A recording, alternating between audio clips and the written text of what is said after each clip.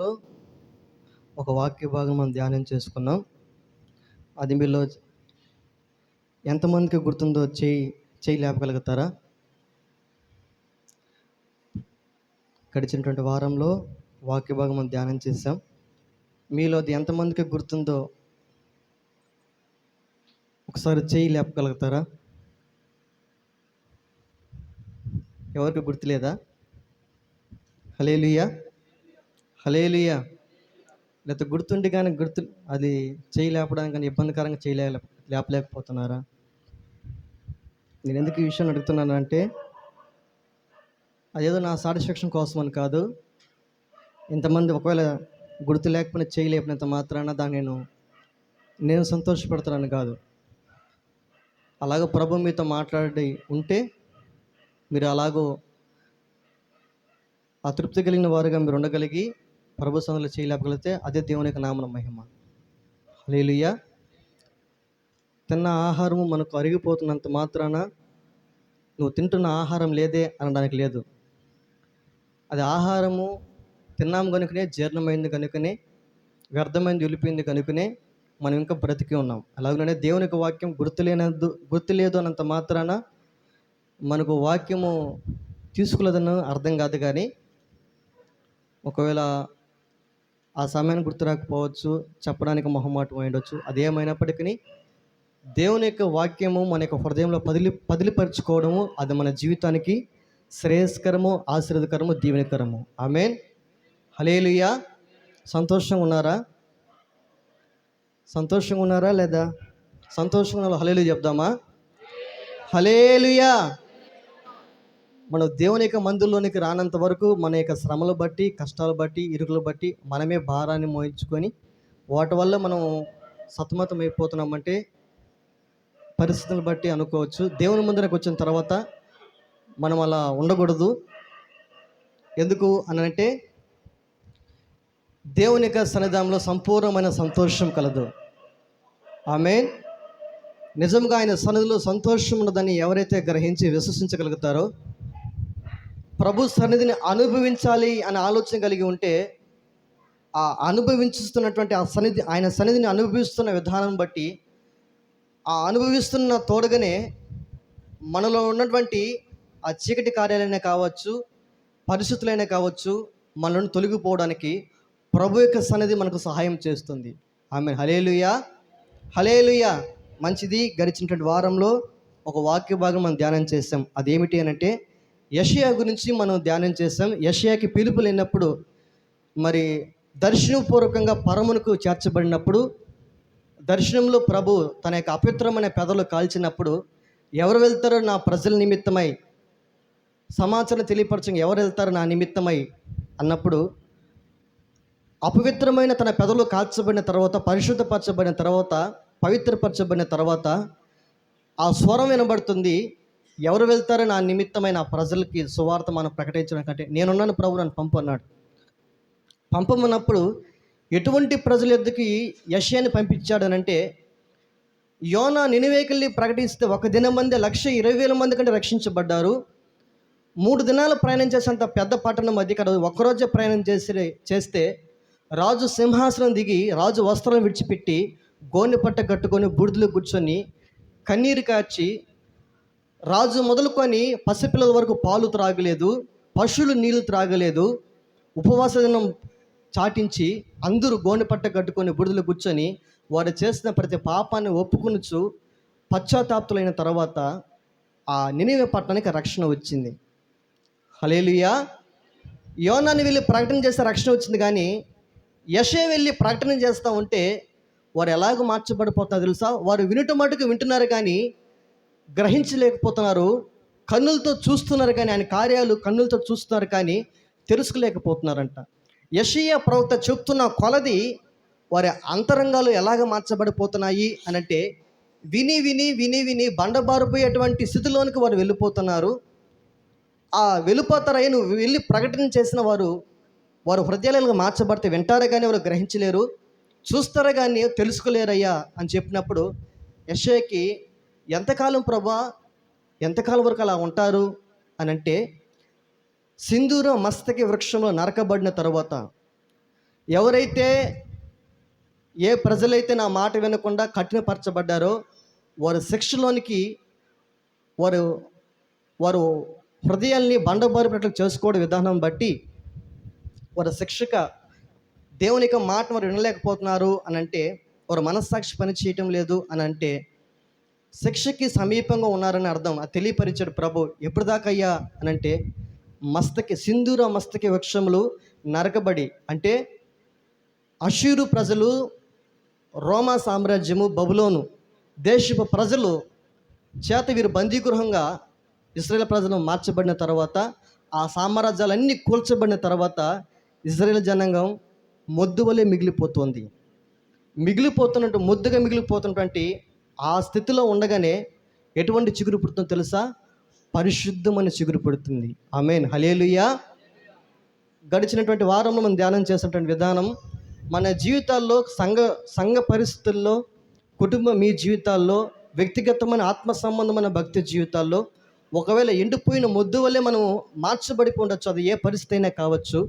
అటువంటి స్థితిలో నుండి ఒక పరిశుద్ధమైనటువంటి చిగురు మనలో పుడుతుందని ప్రభు మాట్లాడారు. హల్లెలూయా, హల్లెలూయా. అయితే పరిశుద్ధమైన చిగురు మనలో పుట్టాలి అనంటే, మరలా అటువంటి అనుభవంలో మనం వెళ్ళాలి అనంటే, మనం ఏం చేస్తే అటువంటి పరిశుద్ధమైనటువంటి చిగురు మన జీవితాల్లో, మూడబారిపోయిన మన జీవితాల్లో, బండబారిపోయిన మన యొక్క హృదయాల్లో ఆయన పుడతాడు, చిగురిస్తాడు అనంటే, రూతు ఎలాగైతే హత్తుకొని తన అత్తను వెంబడించిందో, మనము కూడా దేవుని హత్తుకొని వెంబడించగలిగితే, మోయాబు దేశంలో భర్తను కోల్పోయినటువంటి రూతు, ఆస్తిపాస్తులు కోల్పోయినటువంటి రూతు తన జన్మభూమిని తల్లిదండ్రులు విడిచిపెట్టి వాగ్దానం దేశమైన పరిశుద్ధ గుంపులోనికి వెళ్ళాలనే ఆలోచన, ఆశ, తీర్మానము హత్తుకొని వెంబడించేటువంటి విధానం బట్టి ఆమె యొక్క జీవితం బోయాజు, యేసు ప్రభుకు సాదృశ్యమైనటువంటి బోయాజు, సంఘానికి సాదృశ్యమైనటువంటి రూతు తన ప్రవర్తన, భక్తి ప్రవర్తన విషయంలో మునుపటి ప్రవర్తన కంటే వెనుకటి సత్ప్రవర్తన మరి ఎక్కువైన కారణం చేత తన భర్త చనిపోయినప్పుడు తన అత్తకు చేసినటువంటి కారణాన్ని బట్టి, కనపరిచినటువంటి సత్క్రియలను బట్టి, దేవుని ప్రజల ఎద్దకు వచ్చిన తర్వాత, ఆ గుంపులో చేర్చబడిన తర్వాత మునుపటి సత్ప్రవర్తన కంటే వెనుకటి సత్ప్రవర్తన మరి ఎక్కువగా అయిన కారణాన్ని బట్టి, నీవు పెద్దవారినే కానీ, గొప్పవారినే కానీ, చిన్నవారినే కానీ, యవనస్తులను కానీ నీవు వెంబడింపక, నీవు ఏ పొలంలో అయితే నువ్వు వచ్చావో ఆ పొలంలో నమ్మకం ఉన్న కారణాన్ని బట్టి, కుమారి నీవు భయపడకము, నీకు చెప్పినదంతా నేను చేసేది అని వాగ్దానము బోయాజు ఇచ్చి, మధ్యాకాశంలో మన ప్రభు మన కొరకు ఎలాగైతే రాబోతున్నాడో అలాగనే సంఘానికి సాదృశ్యమైనటువంటి రూతుని యేసు ప్రభువుకి సాదృశ్యమైనటువంటి బోయాజు వివాహం చేసుకున్నాం. మనము కూడా మన జీవితాల్లో సంఘమే ప్రభు రాజ్యంలో ఎత్తబడుతుంది. అలా ఎత్తబడాలి అని అంటే రూతు వల్లే మనం కూడా ప్రభువును హత్తుకొని వెంబడించగలిగితే మనము కూడా ఆయనతో పెండ్లికి సిద్ధపడగలిగి ఆయన రాజ్యంలో చేర్చబడతాం. ఆమేన్, హల్లెలూయా. ఇది గడిచిన వారంలో మనం ధ్యానం చేసినటువంటి వాక్య భాగం. అయితే ప్రభు ఈ దినం మనం సిద్ధపరిచిన వాక్య భాగాన్ని చదువుకుందామా? లూకాసు వార్త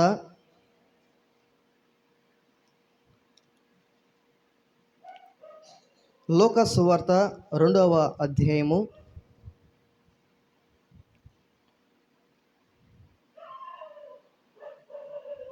2వ అధ్యాయము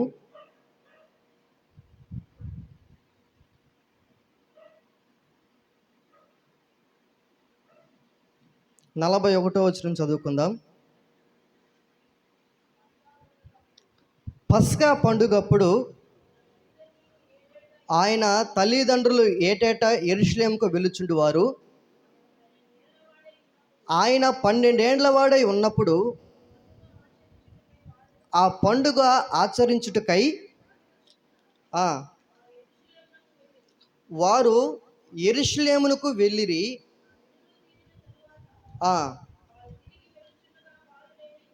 వారు తిరిగి వెళ్ళుచుండగా బాలుడైన యేసు యెరూషలేములో నిలిచెను. హల్లెలూయా.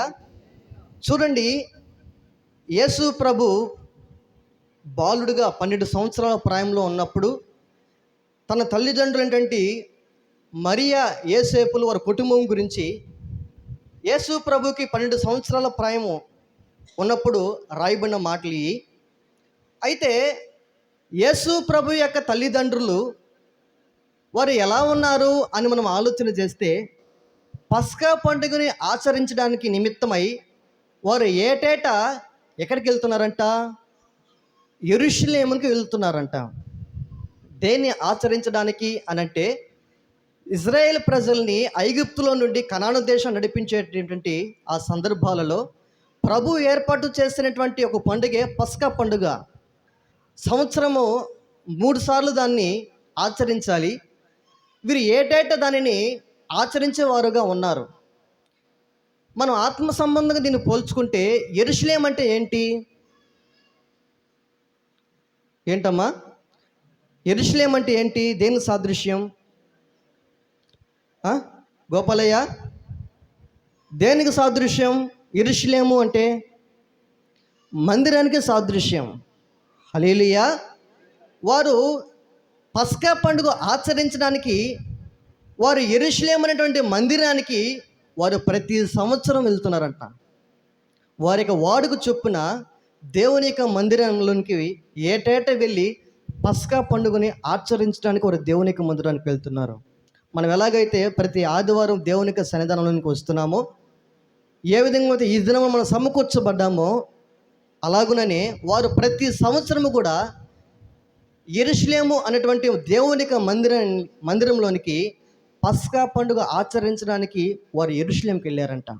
మనం ఎలాగైతే ఆరాధన చేయడానికి, ప్రభు సన్నిధిని అనుభవించడానికి, ప్రభు యొక్క వాక్యాన్ని మాటలు విని మన యొక్క హృదయాన్ని సిద్ధపరచుకోవడానికి, మనస్సాక్షి శుద్ధీకరించుకోవడానికి, ఆయన రాకడ కొరకు సిద్ధపడడానికి మనం ఏ విధంగా అయితే దేవుని యొక్క మందిరానికి, దేవుని యొక్క పాఠశాలకి మనం ఎలాగైతే వస్తున్నామో, వారు కూడా ప్రతి సంవత్సరము ఏటేటా యెరూషలేంకి వెళ్తున్నారంట.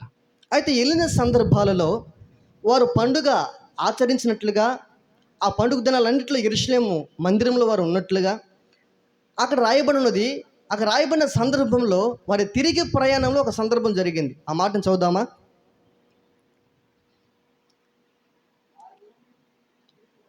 లేదా 42 చదవండి.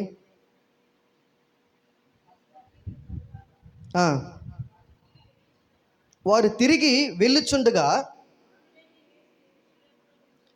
బాలుడైన యేసు యెరూషలేములో నిలిచెను. ఆయన తల్లిదండ్రులు ఆ సంగతి ఎరుగక ఆయన సమూహంలో ఉన్నాడని తలంచి. హల్లెలూయా.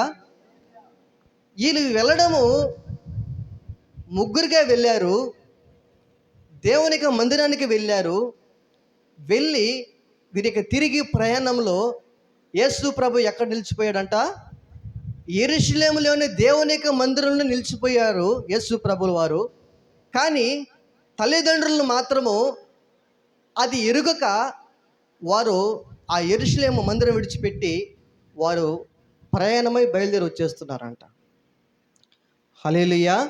నీ సన్నిధే పెన్నిధి దేవా, నీ సన్నిధే పెన్నిధి దేవా, పరుగున వచ్చా చూడాలని, పరుగున వచ్చా నిన్ను చూడాలని, స్వరమినాలని నీ స్వరమినాలని, పరుగున వచ్చా నిన్ను చూడాలని, పరుగున వచ్చా నిన్ను చూడాలని, స్వరమినాలని నీ స్వరమినాలని, రాజా యేసు రాజా, రాజా యేసు రాజా, నీ సన్నిధే పెన్నిధి దేవా, నీ సన్నిధే పెన్నిధి దేవా. హల్లెలూయా. హల్లెలూయా. మరొకసారి ఆ మాటను చదువుతారా? ఆయన 12 ఏళ్ల వాడై ఉన్నప్పుడు ఆ పండుగ ఆచరించుటకై వాడుక చొప్పున వారు యెరూషలేమునకు వెళ్ళిరి. ఆ దినములు తీరిన తరువాత వారు తిరిగి వెళ్ళుచుండగా బాలుడైన యేసు యెరూషలేములో నిలిచిపోయెను. హల్లెలూయా, హల్లెలూయా. వారు వెళ్ళడము కుటుంబ సమేతముగా దేవుని ఆరాధించడానికై, వారు పస్కా పండుగ ఆచరించడం నిమిత్తమై, వారు ఏ విధముగా అయితే ఐగుప్తు నుండి కనాను దేశానికి వారు నడిపించేటప్పుడు దేవుడు ఎటువంటి ఆశ్చర్యమైన కార్యాలు జరిగించారో, ఆకాశం నుండి మన్నాను కురిపించి బండ నుండి నీళ్ళిచ్చి మారా అనుభవాన్ని మధురముగా మార్చి శత్రు సైన్యముల నుండి వారిని విడిపించి రాత్రి అగ్నిస్తంభంగాను పగలు మేఘస్తంభంగాను వారి పక్షమై ప్రభు వారిని ఏ విధముగా నడిపిస్తున్నారు. వారికి ఎర్ర సముద్రం ఎదురైనప్పుడు దానిని 2 పాయలుగా చీల్చి ఆరిన నేలపై రహదారిగా మార్చి వారిని ఎలాగైతే నడిపించాడో, శత్రు సైన్యాన్ని ఆ జలప్రళయం ఎలాగైతే ముంచివేశాడో, వీరికి ఎట్లాగైతే రక్షణ కలిగించారో వారు తెలుసుకోవడం నిమిత్తమై దానికి గుర్తుగా ఆ సంవత్సరాన, ఆ మాసాన, ఆ దినాన వారు పస్కా పండుగను ఆచరించాలి. ఆమేన్, హల్లెలూయా. అది ప్రభు వారికి ఇచ్చినటువంటి విధి, ప్రభు వారికి ఇచ్చినటువంటి కట్టడ.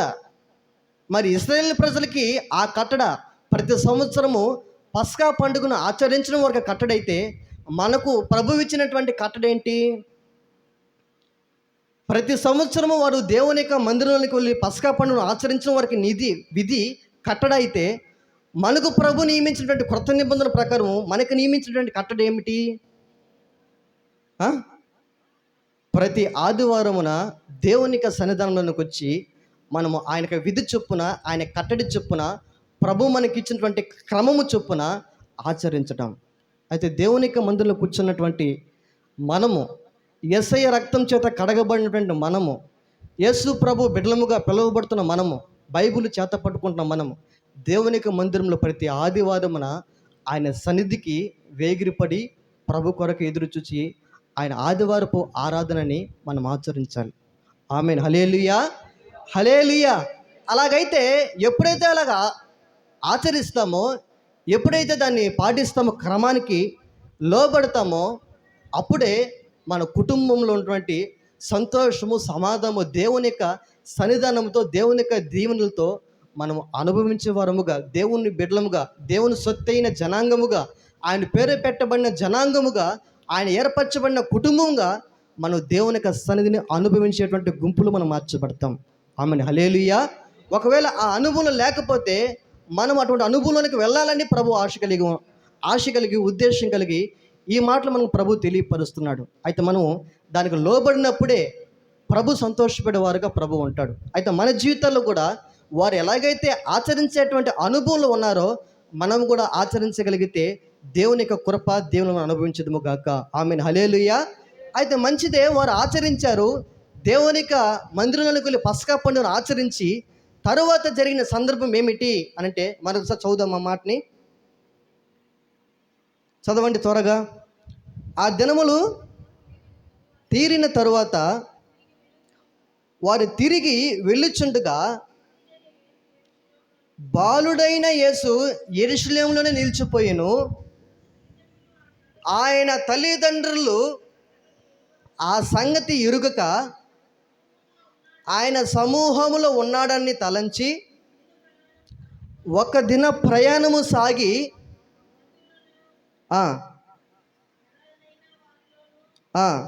ఒక దిన ప్రయాణము సాగిపోయి తమ బంధువులలోనూ నెలవైన వారిలోనూ ఆయనను వెతుకుచుండిరి. హల్లెలూయా. వీరు వెళ్ళడము కుటుంబ సమేతంగా వెళ్ళి పస్కా పండుగను ఆచరించి తిరిగి వస్తున్నటువంటి క్రమములో బాలుడైనటువంటి యేసయ్య ఎక్కడ నిలిచిపోయాడంట? దేవుని యొక్క మందిరం అనేటువంటి యెరూషలేములో నిలిచిపోయాడంట.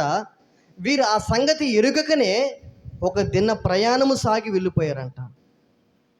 దినము దేవుని యొక్క మందిరానికి వస్తున్నటువంటి మనము వారు పండగని ఆచరిస్తున్నట్లుగా మనకు ఆరాధన క్రమాన్ని ఆచరించగలుగుతున్నామా? ఆచరించి వారు ఏ విధంగా అయితే యేసు ప్రభువుని యెరూషలేములోనే ఆయన నిలిచిపోతే ఆయన ఉన్నాడని ఎరిగి ఒక దిన ప్రయాణం సాగి వెళ్ళిపోయారంట. అయితే దీని ఆత్మ సంబంధం మనం పోల్చుకుంటే, దేవుని యొక్క మందిరానికి వచ్చిన నీవు, దేవుని సన్నిధిని అనుభవించాలని కోరి వచ్చిన నీవు, దేవుని యొక్క మాటల చేత నీ జీవితాన్ని సరిచేసుకోవాలని, ఆయన రాకడ కొరకు సిద్ధపడాలని, ఆయన రాకడ కొరకు సిద్ధపడుతూ ఆయన సన్నిధికి వచ్చిన నీవు, దేవుని మందిరానికి వచ్చిన నీవు వెళ్తున్నప్పుడు నీతో పాటు యేసు ప్రభువుని నీ అంతరంగంలో పాటు తీసుకుని వెళ్ళగలిగే అనుభవం ఉన్నావా? లేకపోతే యేసు ప్రభువుని దేవుని యొక్క మందిరంలోని విడిచిపెట్టి వెళ్ళిపోయేటువంటి అనుభవంలో నీవు ఉన్నావా? గత వారం మనం ధ్యానం చేశాము. ఓర్ప తన అత్తని ముద్దు పెట్టుకొని ఏడ్చి ముద్దు పెట్టుకొని మోయాబు దేశంలో కలిసిపోయింది. అయితే ఋతు మాత్రము హత్తుకొని అత్తను వెంబడించిన, మరణము తప్ప నిన్ను నన్ను వేరు చేసేది మరొకటి ఏదీ లేదు, నీ జనమే నా జనము, నీ ప్రజలే నా ప్రజలు, నీ దేవుడే నా దేవుడు, నిన్ను నన్ను మరణము తప్ప మరి ఏదీ వేరు చేయకూడదని ఋతు హత్తుకొని తన అత్తను వెంబడించగలిగింది. హల్లెలూయా. అదే ఓర్ప మాత్రము ముద్దు పెట్టుకొని వదిలిపెట్టి వెళ్ళిపోయింది.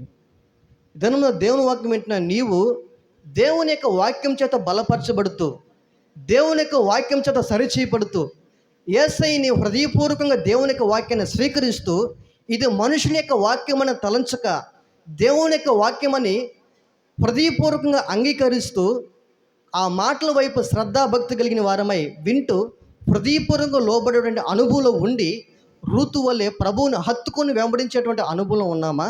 లేకపోతే ఓర్ప వల్లే ముద్దు పెట్టుకొని వెళ్ళిపోయేటువంటి అనుభవం ఉన్నామా? నాకు తెలిసినటువంటి, నేను వెళ్తున్న సంఘంలో దూర ప్రాంతంలో నుండి మాకు పరిచయం ఉంటే, చిత్తూరు ప్రాంతం దగ్గర పరిచయం ఉంటే ఒకసారి ఒక వారం రోజులు ట్రిప్ వేసాం మేము.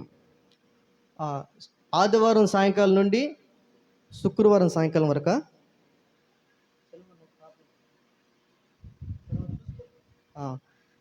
ఆదివారం సాయంకాలం మేము ఇక్కడ బయలుదేరితే ఆ ప్రాంతానికి వారం రోజులు ప్రతిరోజు సువార్త. సుమారుగా ఒక 135, 140 అన్ని కిలోమీటర్లు ఆటోలు మేము ముగ్గురమే వెళ్ళిపోయాం. నేను, సహోదరుడు, మా దైవజనుడు వెళ్ళిపోయి ఆ ప్రాంతంలో సువార్త చేస్తుంటే ఆదివారానికి మరి దేవుని యొక్క మందిరానికి వెళ్ళడానికి ఒక సహోదరుడు బైబిల్ ఎత్తుకొని ఏం చేస్తున్నాడని అంటే,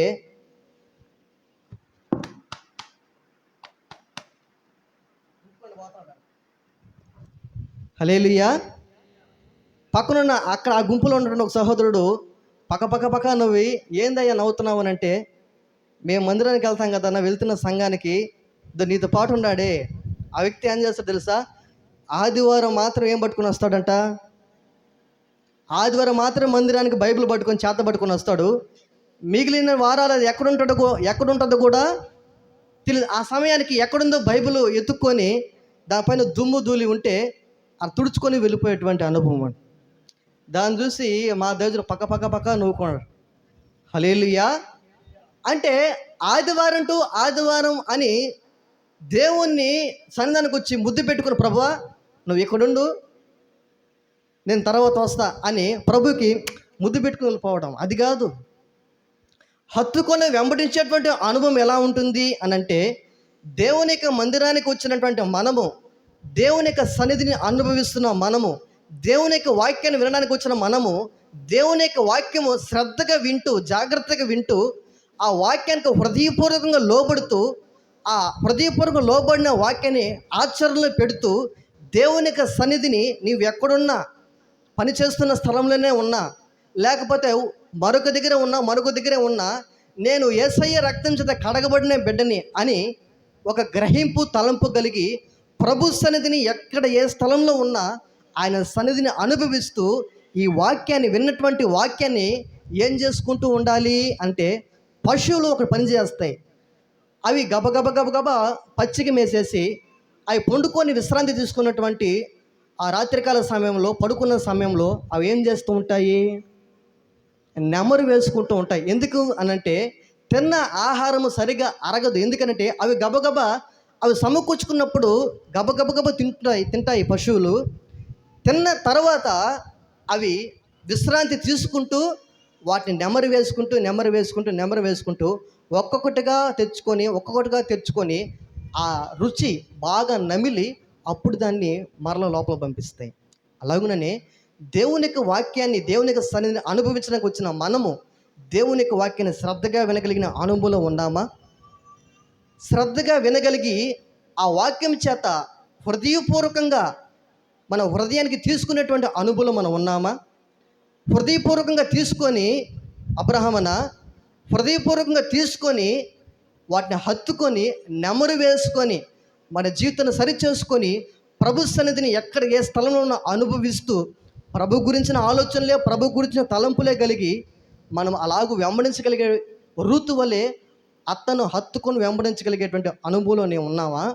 లేకపోతే ఓర్ప వలె ఆదివారం వచ్చాము, దేవుని సందులో వచ్చి హాజరేసుకున్నాము, దేవుణ్ణి అనుభవించాము, ముద్దు పెట్టాము, ప్రభు నువ్వు ఇక్కడ నేను అక్కడ అని చెప్పి వెళ్ళిపోయేటువంటి అనుభవంలో మనకి కార్యకలాపాలు ఉండిపోయేటువంటి అనుభవంలో మనం ఉన్నామా? అది కాదు, అది లోకస్తులు కూడా చేయగలిగినది భక్తి. ఏంటి? లోకస్తులు కూడా ఒక భక్తి చేయగలరు, కానీ ఒక క్రైస్తవుడుగా యేసయ్య రక్తం చేత కడగబడిన వ్యక్తిగా మనం చేసే భక్తి ఏమిటి అనంటే ఆత్మానుసారమైన భక్తి. ఆమేన్, హల్లెలూయా. ఒక లోకానుసారుడు, లోక సంబంధమైన వ్యక్తి, ఒక ప్రభుని ఎరగని వ్యక్తి చేసేది భక్తి. క్రైస్తవుడైన నీవు చేసే భక్తి ఆత్మానుసారమైన భక్తి. మరి ఆత్మానుసారమైనటువంటి ఒక క్రైస్తవుడు చేస్తే, క్రైస్తవుడికి పిలువబడుతున్న నీవు, యేసయ్య రక్తం చేత కడగబడిన సంఘంలో కూర్చున్న నీవు ఆత్మానుసారమైన భక్తి చేసేటువంటి అనుభవంలో నీవు ఉన్నావా? లేదా లోక సంబంధంగా లోకస్తులు చేసేటువంటి భక్తి చేసే అనుభవంలో నీవు ఉన్నావా? హల్లెలూయా, హల్లెలూయా. మనము ఎటువంటి భక్తి చేసేవారు ఉండాలి? హేబేలు కయ్యను అర్పించిన అర్పణ కంటే ఏ అర్పణ అర్పించాడు? శ్రేష్టమైన దానికంటే శ్రేష్టమైన అర్పణ అర్పించాడంట. అతడు చనిపోయినను సాక్ష్యం ద్వారా నీతో నాతో మాట్లాడుతున్నాడు. ప్రభువుకి ఇచ్చేటువంటి ఆ హృదయపూర్వకమైన కానుక అది ఏదైనా శ్రేష్టమైన దానికంటే శ్రేష్టమైనది ఇచ్చేటువంటి అనుభవము హేబేలుకు ఉన్నది. ఆ కయ్యను హేబేలుకి ఎవరు నేర్పించారు? తల్లిదండ్రులే నేర్పించారు. తల్లిదండ్రులకు ఎవరు నేర్పించారు? సాక్షాత్ మన ప్రభువే నేర్పించాడు. హల్లెలూయా. ప్రభువుకి ఇచ్చేది అది ఏదైనా హృదయపూర్వకంగా శ్రేష్టమైన దానికంటే శ్రేష్టమైనది అర్పించాలి. ఈ లోకంలో శ్రేష్టమైనది ఏది? నీవు కలిగి ఉన్నది అది ఏది ఇచ్చినా అది ప్రభు ఇచ్చిందే. నీవు ధనమే ఇచ్చినా, కానుకే ఇచ్చినా అది ప్రభు ఇచ్చిందే.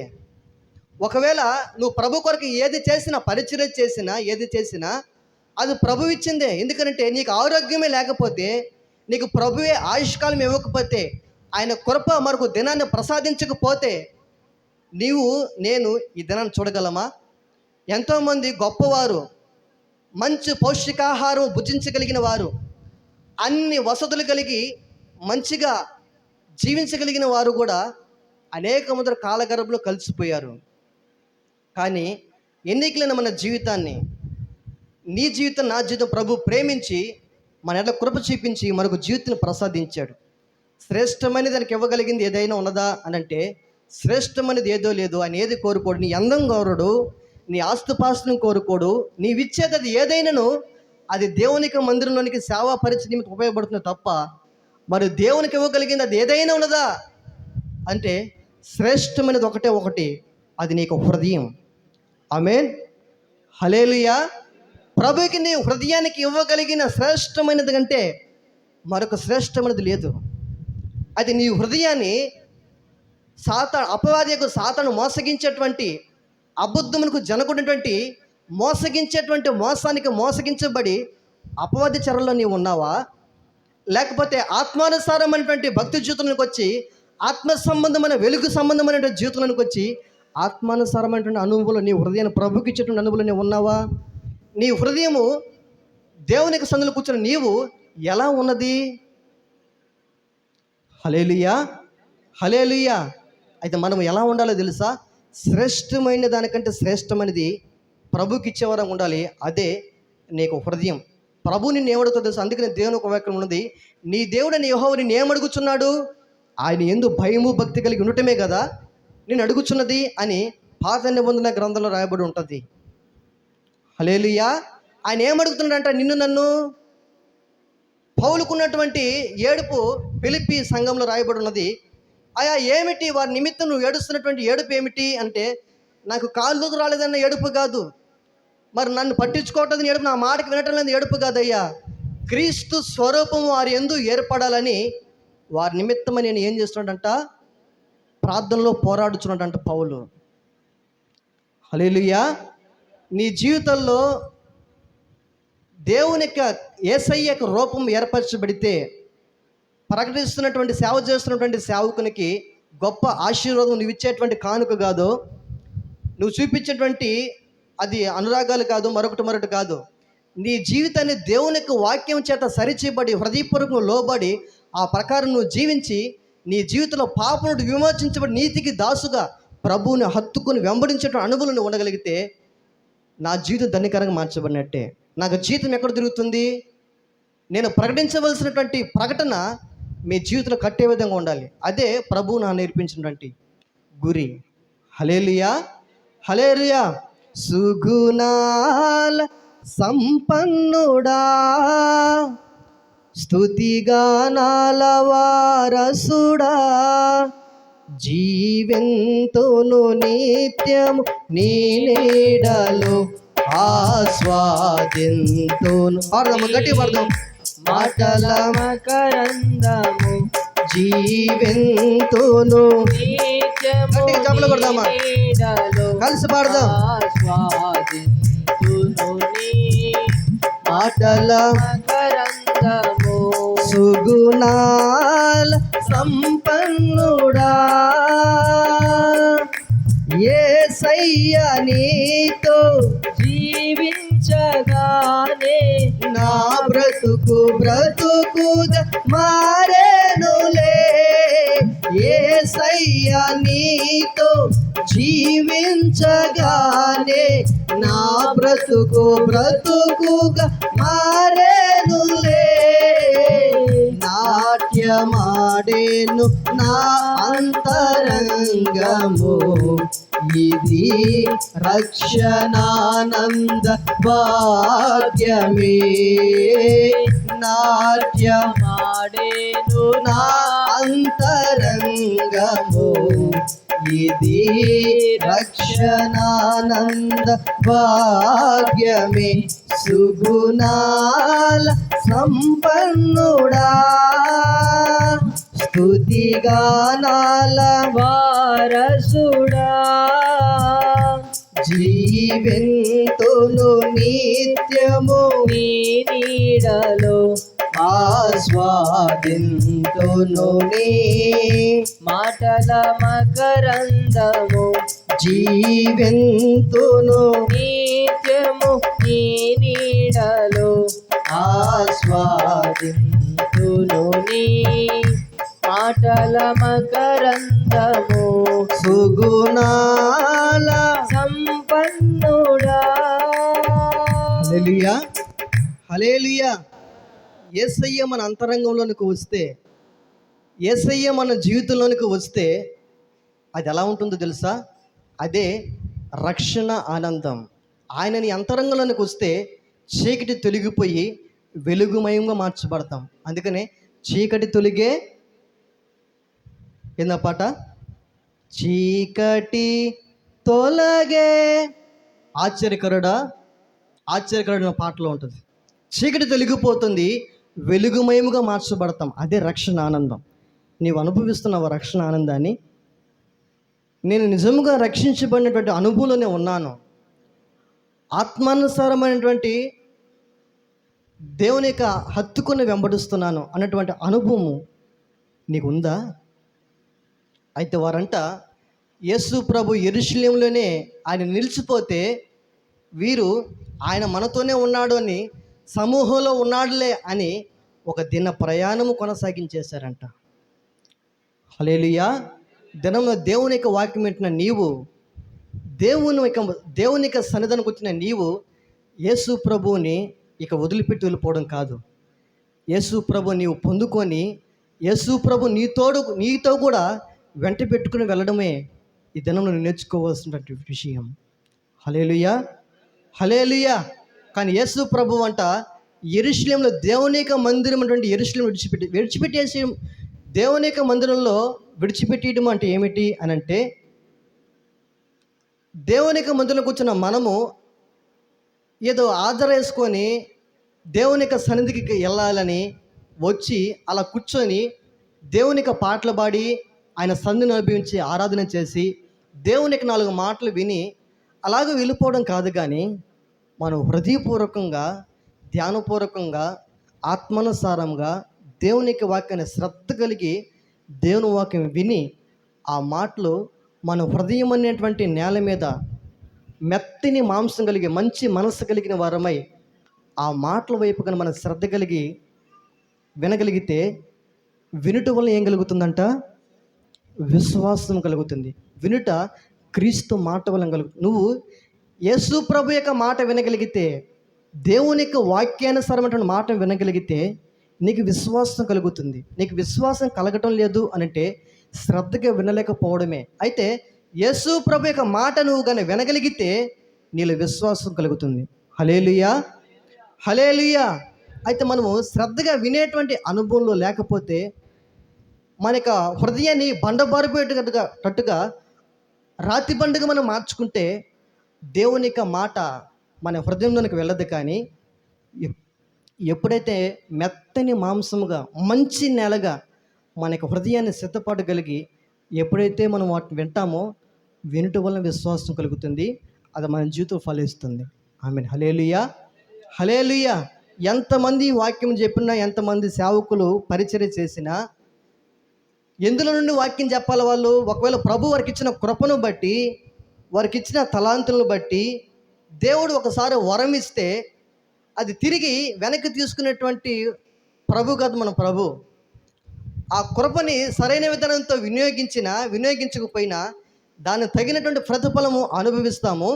అయితే ప్రభు మనకిచ్చిన కృప, ఎటువంటి సేవకుడు వాక్యం ప్రకటన చేసినా ఎందులో నుండి ప్రకటన చేయాలి వారికి ఇచ్చిన కృపను బట్టి అనంటే ప్రభు మన కొరకు సిద్ధపరిచినటువంటి పరిశుద్ధమైన గ్రంథంలో నుండే మనకు వాక్యాన్ని వివరించగలరు, కానీ మరొక దాంట్లో నుండి వివరించలేరు. ఒకవేళ నువ్వు ఇటువంటి స్థితిలోనికి నువ్వు వచ్చావంటే, ఆత్మ సంబంధమైన అనుభవంలోనికి వచ్చావనంటే అది సేవకులు వివరిస్తున్నటువంటి వివరణ బట్టో, సేవకులు చెప్తున్న మాటలను బట్టో మన అనుభవంలోనికి రాం.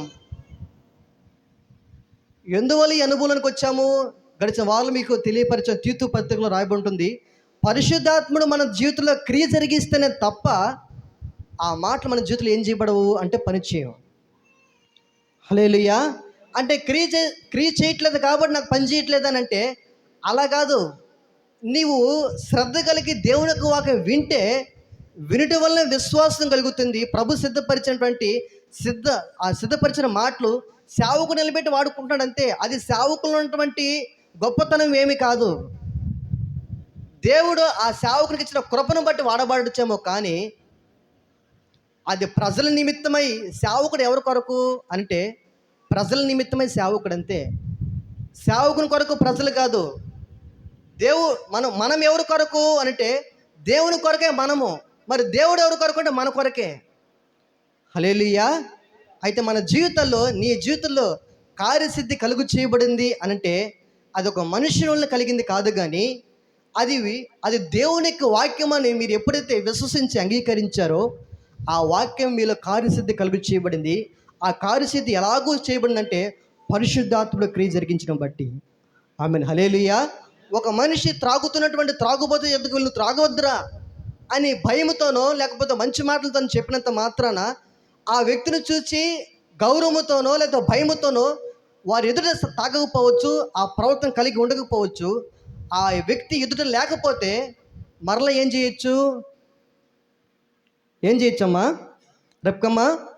ఒక వ్యక్తికి త్రాగుబోతుతనమో లేకపోతే పొడేసుకునేటువంటి అనుభవమో, ఆకు వక్కలు నవ్వులేటువంటి అనుభవమో, లేకపోతే మరొకటి చేసేటువంటి అనుభవమే అనుకో.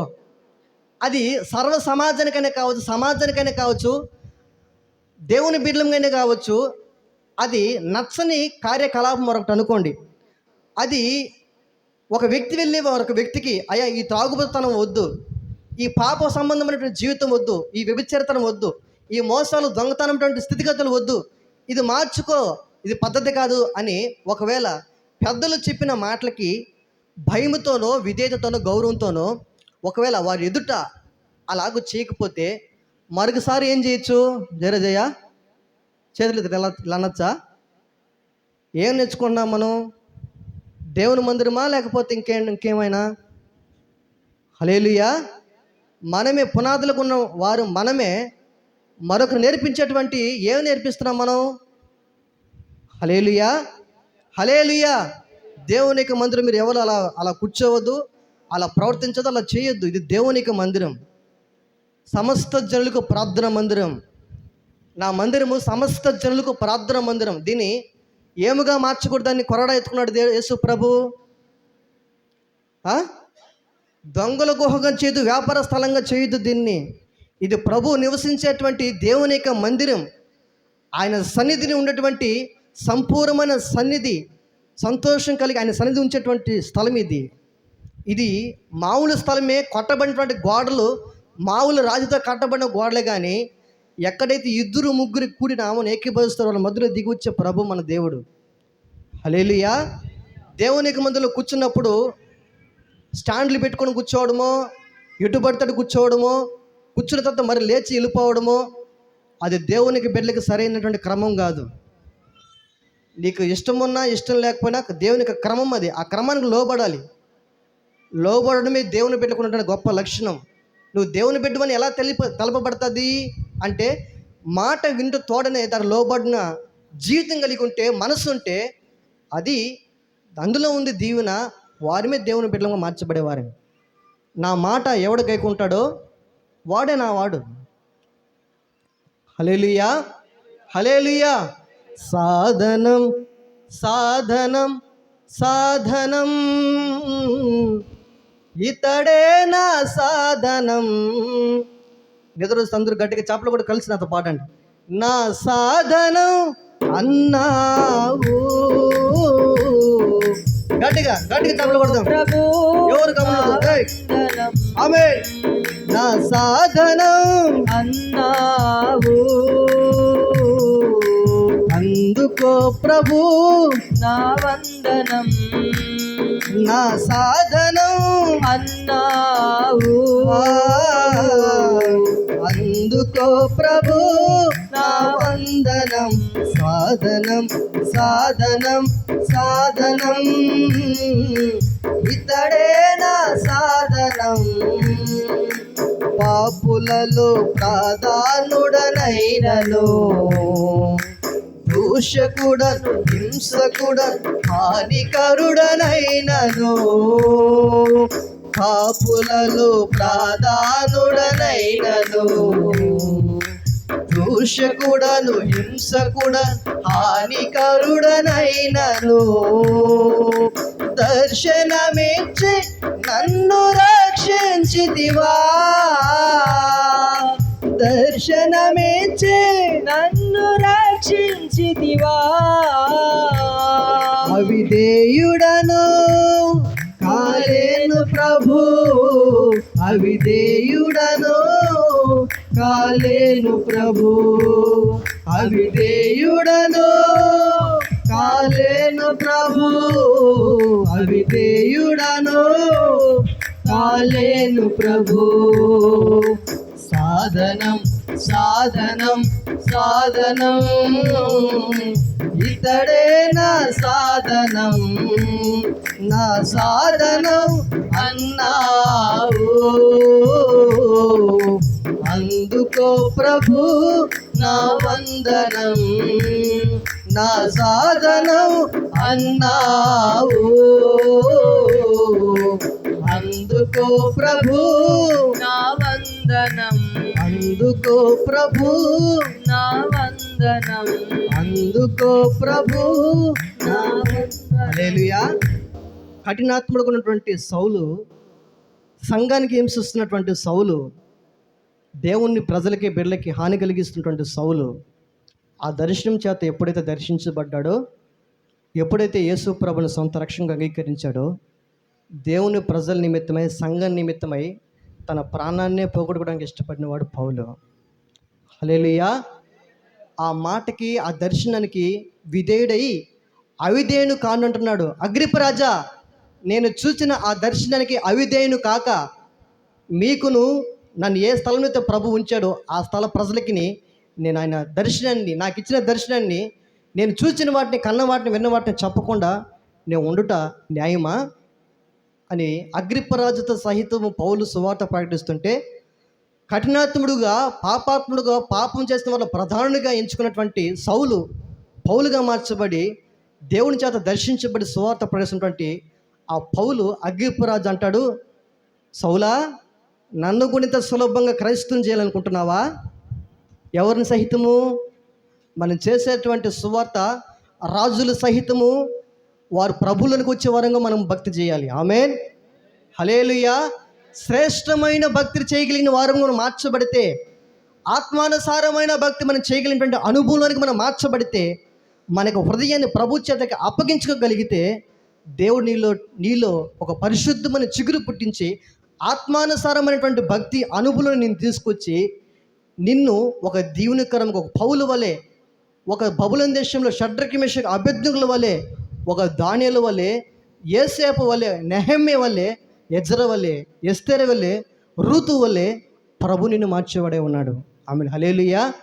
ఈ మాటలు నీ జీవితంలో పనిచేయటం లేదు అని అంటే, ఈ మాటలు నీ అంతరంగంలోకి వెళ్ళడం లేదు అని అంటే, ఈ మాటల చేత నీ యొక్క మనసు పరితపించడం లేదు అని అంటే, నీ రక్షణ ఎక్కడో తేడా పడిందని అర్థం. నీ రక్షణే తేడా, నీ పునాదే తేడా. నీ జీవితంలో ఒకవేళ మోడు బరపే జీవితంలోకి వెళ్ళిపోయి ఉండొచ్చేమో. నా గొర్రెలు ఏమింటాయంట? నా గొర్రెలు నా స్వరం వింటాయి. నువ్వు నిజముగా ఆయన గొర్రెవే అయితే, ఆయన చేతనే నువ్వు దర్శించబడి, రక్షించబడి, మారు మనసు పొంది, పాప క్షమాపణ నిమిత్తమై మారు మనసు పొంది బాప్తిసం తీసుకొని ఉంటే, బండబారిపోయినా, మోడు బారిపోయినా నీ జీవితము దేవుని యొక్క స్వరానికి దూరంగా వెళ్ళిపోయినా, నీ జీవితంలో ఆయన యొక్క స్వరము, నీవు ఆయన రక్తం చేత కడగబడినటువంటి గొర్రెవే అయితే, ఒకవేళ బురదలో పడిపోయిన గొర్రె మరలా కడగబడడానికి ఇష్టపడుతుంది. ఆమేన్, హల్లెలూయా. ఆయన పిలవగానే కడుక్కోవడానికి ఇష్టపడి లేచి అందులో చూస్తుంది. అదే పంది అయితే ఏం చేస్తుంది? చచ్చిపోయేటప్పుడు ఒక్క ఆ రోజు తప్ప మనకెప్పుడు అది పైకెత్తే ఆకాశాన్ని చూడదంట. ఏదది? పంది ఎప్పుడు అది ఎక్కడ నివసిస్తుంది అంటే, ఎక్కడ బురద ఉంటుందో, ఎక్కడైతే దుర్వాసన ఉంటుందో అక్కడే నివసిస్తుంది. అది దుర్వాసనని కానీ, అది పెంటని కానీ, అది సర్వసమానికి, సభ్యత్వానికి అది ఏమాత్రం ప్రయోజనం కాదని అది గ్రహించదు. ఎప్పుడు ఆకాశం వైపు చూస్తుంది ఏంటంటే, అది చచ్చిపోయేటువంటి దినాన బురదలో పడుకొనే తలపైకి పెట్టి, ఆ గట్టి మీద పెట్టి అప్పుడు ఇటు చూస్తుందంట. ఒరి, ఇంత పెద్ద ఆకాశం ఉందా, నాకు ఎప్పుడు చూడలేదని ఆ మరణ దినాన్ని అది గ్రహిస్తుందంట. నీవు దేవునికి గొర్రెవే అయితే, ఆయన స్వరం వినబడినప్పుడు చచ్చిన స్థితిలో నీవు ఉండగా హెచ్చికెళ్తా అంటాడు, ఎండిన ఎముకల యొక్క లోయలోనికి వెళ్ళు. నువ్వు ప్రకటన చేయి. ఎండిన ఎముకల సహితము అవి మరలా ఏం చెప్తే మహిమాశ్చర్యాలుగా మార్చబడేట్టుగా దర్శనం ప్రభు చూపిస్తున్నాడు. హల్లెలూయా. నీవు ఆత్మ సంబంధంగా చచ్చిపోయినటువంటి స్థితిలో నీవు ఉన్నావా? నీవు నిజంగా ఆత్మ సంబంధంగా బ్రతికించబడిన అనుభవంలో నీవు ఉన్నావా? చచ్చిన స్థితిలో నీవు ఉన్నాను సరే, దేవుని యొక్క స్వరము, దేవుని యొక్క మాట నీ యొద్దకు వస్తూ ఉన్నది అని అంటే, నీవు ఆయన స్వరము గుర్తుపెట్టి, ఇది నా ప్రియుని స్వరం, నా ప్రియుని కేక అని నీ ప్రియుని చేరుకోవడానికి నీ జీవితాన్ని అప్పగించుకొని, నీ హృదయాన్ని అప్పగించుకొని ఆయన స్వరానికి నువ్వు లోపడతావు. హల్లెలూయా. కానీ యేసు ప్రభు యొక్క తల్లిదండ్రులు మాత్రము యెరూషలేములో ఆయన నిలిచిపోతే, ఆయన ఉన్నాడులే అని ఎరిగి ఒక దిన ప్రయాణం కొనసాగించేశారంట. హల్లెలూయా, హల్లెలూయా.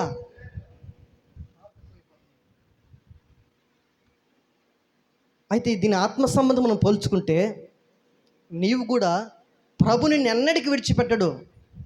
నీవు ఏ స్థితికే అయినా, ఏ పరిస్థితికే అయినా, నువ్వు ఎంతగా దిగజారిపోయినా, ఎంతగా ప్రభువుకి నీవు దూరంగా పారిపోయినా, దేవుని యొక్క మాటకి, దేవుని యొక్క సన్నిధానానికి, దేవుని యొక్క మందిరానికి, ఆత్మ సంబంధమైనటువంటి విధానానికి నువ్వు దూరంగా ఆత్మ సంబంధంగా దిగజారిపోయిన అనుభవంలో నీవు ఉన్నా, నిన్ను గురించి బాధపడుతూ కన్నీరు కరుస్తూ నా కుమారుడు నా కుమార్తె నా యొద్దకు ఎప్పుడు వస్తుందా అని ఎదురు చూసేటువంటి నిరీక్షణ కలిగిన వారుగా ప్రభు ఉంటాడు తప్ప ఆయన ఎన్నటికి నేను చేయి విడిచిపెట్టడు. అలా చేయి విడిచిపెట్టే పరిస్థితి అయితే ఇది నన్ను ఎప్పుడో కాలగర్భంలో కలిసి ఉండాలి నీవు నేను. హల్లెలూయా. నీకు వచ్చిన ప్రమాదాలెన్ని, నీకు వచ్చిన ఆరోగ్య సమస్యలెన్ని, నీ కుటుంబం మీదకి వచ్చిన ఉపద్రవాలెన్ని, ఇంకా లేపబడతానడానికి ఆధారముగా ఏమైనా ఉన్నదా? అటువంటి స్థితిలోనే నిన్ను ఏదో ఒక విధము చేత, ఏదో పెనుగాలి చేత ఆ పరిస్థితికి వెళ్ళక దిగజారక కోల్పోక ఆయన కృప నిన్ను ఇంకా కాపాడుతున్నది అని అంటే నీ కోసం చేస్తున్నటువంటి నీ కుటుంబము, నీ బిడ్డలో సేవకుడు, నీ ప్రార్థన. హల్లెలూయా. ఆయన కృప నీ మీద ఇంకా నిలిచి ఉన్నది. ఆయన కృప నిలిచి ఉన్నది, కానీ నీవు ఆయన నిలిచి ఉన్నావా? నీవు ఇంకా ఆయనలోనే బ్రతికి ఉన్నావా? ఒకప్పుడు ఉన్నటువంటి నీ విధానం ఏంటి, ఇప్పుడు ఉన్నటువంటి నీ విధానం ఏమిటి? హల్లెలూయా, హల్లెలూయా. కానీ యెరూషలేములో ఆయన నిలిచిపోతే ఒక దిన ప్రయాణము కొనసాగించేశారంట వారి తల్లిదండ్రులు. ఈ దినంలో నీవు కూడా ప్రభువుని విడిచిపెట్టి ఎంత దూరం ప్రయాణం చేసేసావు? ఏ పరిస్థితులు విడిచిపెట్టేశావు? ఏ స్థితిలో నువ్వు ప్రభుని విడిచిపెట్టేశావు? నీకున్నప్పుడు ఒకన్న ప్రార్థన జీవితం ఎలాంటిది? ఒకప్పుడు ఉన్నటువంటి ఆత్మ సంబంధమైన భక్తి ఎలాంటిది? ఒకప్పుడున్న అభిషేకం ఎలాంటిది? ఒకప్పుడున్న సమర్పణ ఎలాంటిది? ఇప్పుడు ఉన్నదా నీ జీవితాల్లో? హల్లెలూయా, హల్లెలూయా. మన జీవితంలో మనం ఎరగాల్సింది, తెలుసుకోవాల్సింది ఆత్మానుసారమైన భక్తి, శ్రేష్టమైనటువంటి భక్తిని మనం చేయగలిగినప్పుడే, ఎప్పుడైతే ఆత్మానుసారంగా మనం మార్చబడతామో, ఎప్పుడైతే మన జీవితంలో ప్రభువుకి సమర్పించుకుంటామో, ఎప్పుడైతే రూతు వల్లే హత్తుకొని వెంబడించడానికి మన హృదయాల్ని ప్రభువుకి అప్పగిస్తామో, మన జీవితం ఒక పరిశుద్ధమైన చిగురుపడేట్లుగా ప్రభు చేస్తాడు. హల్లెలూయా. మరొకసారి ఆ మాటను చదవండి. 43వ వచనం.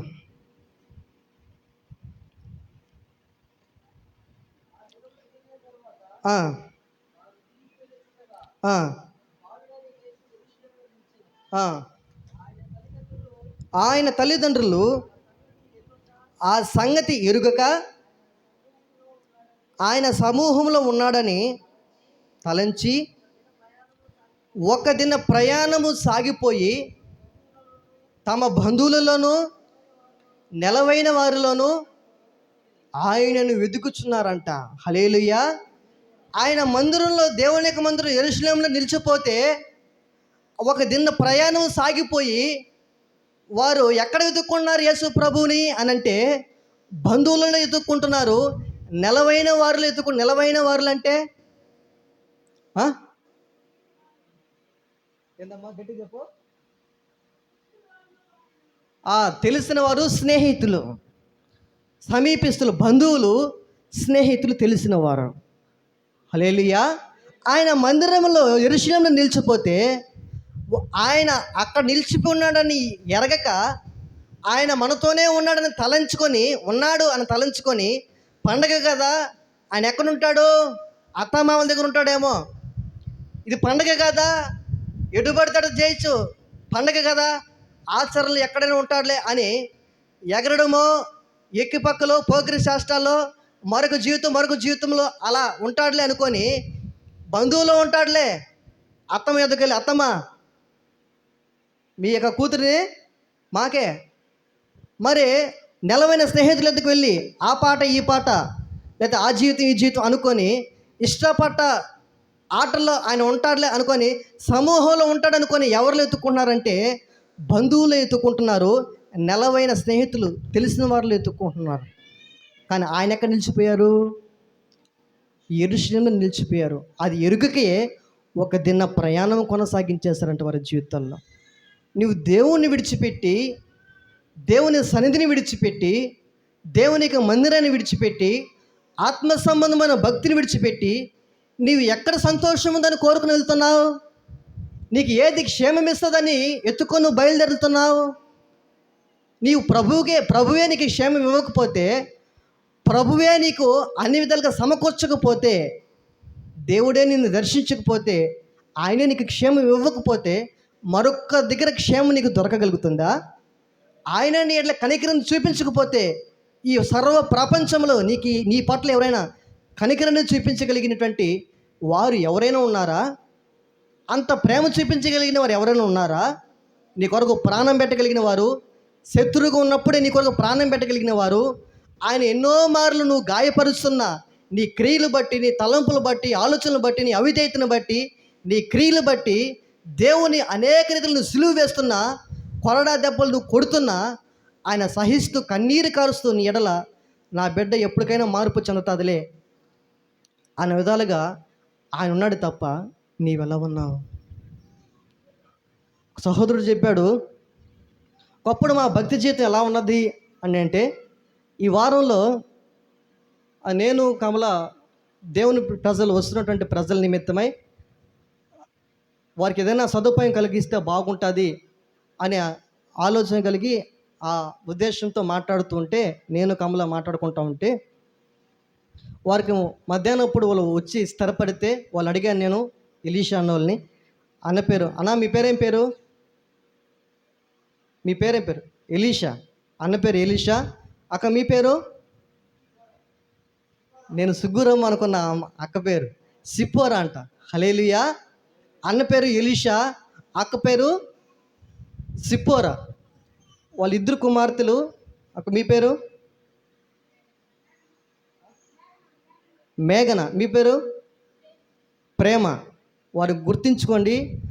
దేవుని సన్నిధికి వచ్చిన తర్వాత వారితో మీరందరూ పలకరించి ఆ బాధ్యత నేను ఎవరికొకరికి ఇవ్వాలనుకుంటున్నా. కిషోర్ బ్రదర్కి, దయాకర్ బ్రదర్కి ఇవ్వాలనుకుంటున్నా. అంటే ఇప్పుడు కానీ కాదు, నా ఆలోచనలో ఉన్నటువంటి అమలు అనుకుంటున్నవి. హల్లెలూయా. గొప్ప ప్రణాళికలు ప్రభు, ఉన్నతమైన ప్రకటనలు ప్రభు మన కొరకై భవిష్యత్తును మనకు సిద్ధపరిచి ఉన్నాడు. ఆమెను. హల్లెలూయా. అవన్నిటినీ అనుకూల సమయాన ప్రభు మన పక్షాన ఉండి ఆ నెరవేర్చేటువంటి సమర్థుడైనటువంటి దేవుడై ఉన్నాడు. ఒకవేళ ఎండిన మొద్దుగా మనం ఉండొచ్చేమో కానీ ఆయన పరిశుద్ధమైన చిగురు పుట్టేటట్టు ప్రభు చేయగలడు. ఆమెను. హల్లెలూయా. ఆయన ఏదైనా చేయగలడు. కథ మొత్తాన్ని, ఇప్పుడు రెండవతన్న పాట, కథ మొత్తాన్ని మార్చగలడు. హల్లెలూయా. అన్న పేరు ఎలీషా, అక్క పేరు సిప్పోరా, మేఘన ప్రేమ. మరి వారి కుటుంబ నిమిత్తమై వారు మందిరంలో సన్నిధిలో స్థిరపరచబడినట్లుగా మీ వ్యక్తిగత ప్రార్థనలు జ్ఞాపకం చేసుకునండి. వారిని అడిగాను, మీరు ఎక్కడికి వెళ్తారు ఇదివరకు, మరి ఇక్కడికి వచ్చారు కదా, ఎట్లా ఏందని అడిగితే వారు తెలియపరిచారు, అయ్యా పలానా దగ్గరికి వెళ్తున్నాం, మేము చాలా దూరము, 7 గంటలకు వెళ్ళి ఆత్మూరు బస్ స్టాండ్లో మేము ఉండాలి, వెళ్ళి రావడానికి ఒకే బస్సు మాకు కుదరడం లేదు, అందుకని సేవకులు చెప్పే వచ్చామయ్యా, మరి దగ్గరలో ఉన్నటువంటి మందిరానికి వెళ్ళమని చెప్పారు, మాకు ఈ మందిరం రావడానికి ప్రభు సహాయం చేశారయ్యా, ఇక్కడికే వస్తాం అని తెలియపరిచారు. హల్లెలూయా. ప్రభు వారి కుటుంబాన్ని ప్రభు దీవించినట్లుగా మీ వ్యక్తిగత ప్రార్థనలు జ్ఞాపకం చేసుకోండి. వారి కొరకై మనం ఒక సదుపాయం కలిగించాలి. ఏమిటంటే, ఇప్పుడు ఇస్తరకు వస్తుంది, అక్కడి నుంచి దూరం వస్తున్నారు, వారి కొరకై మనం భోజనం సిద్ధపరుద్దాం. దాని విషయమై నేను కమల మాట్లాడుతుంటే,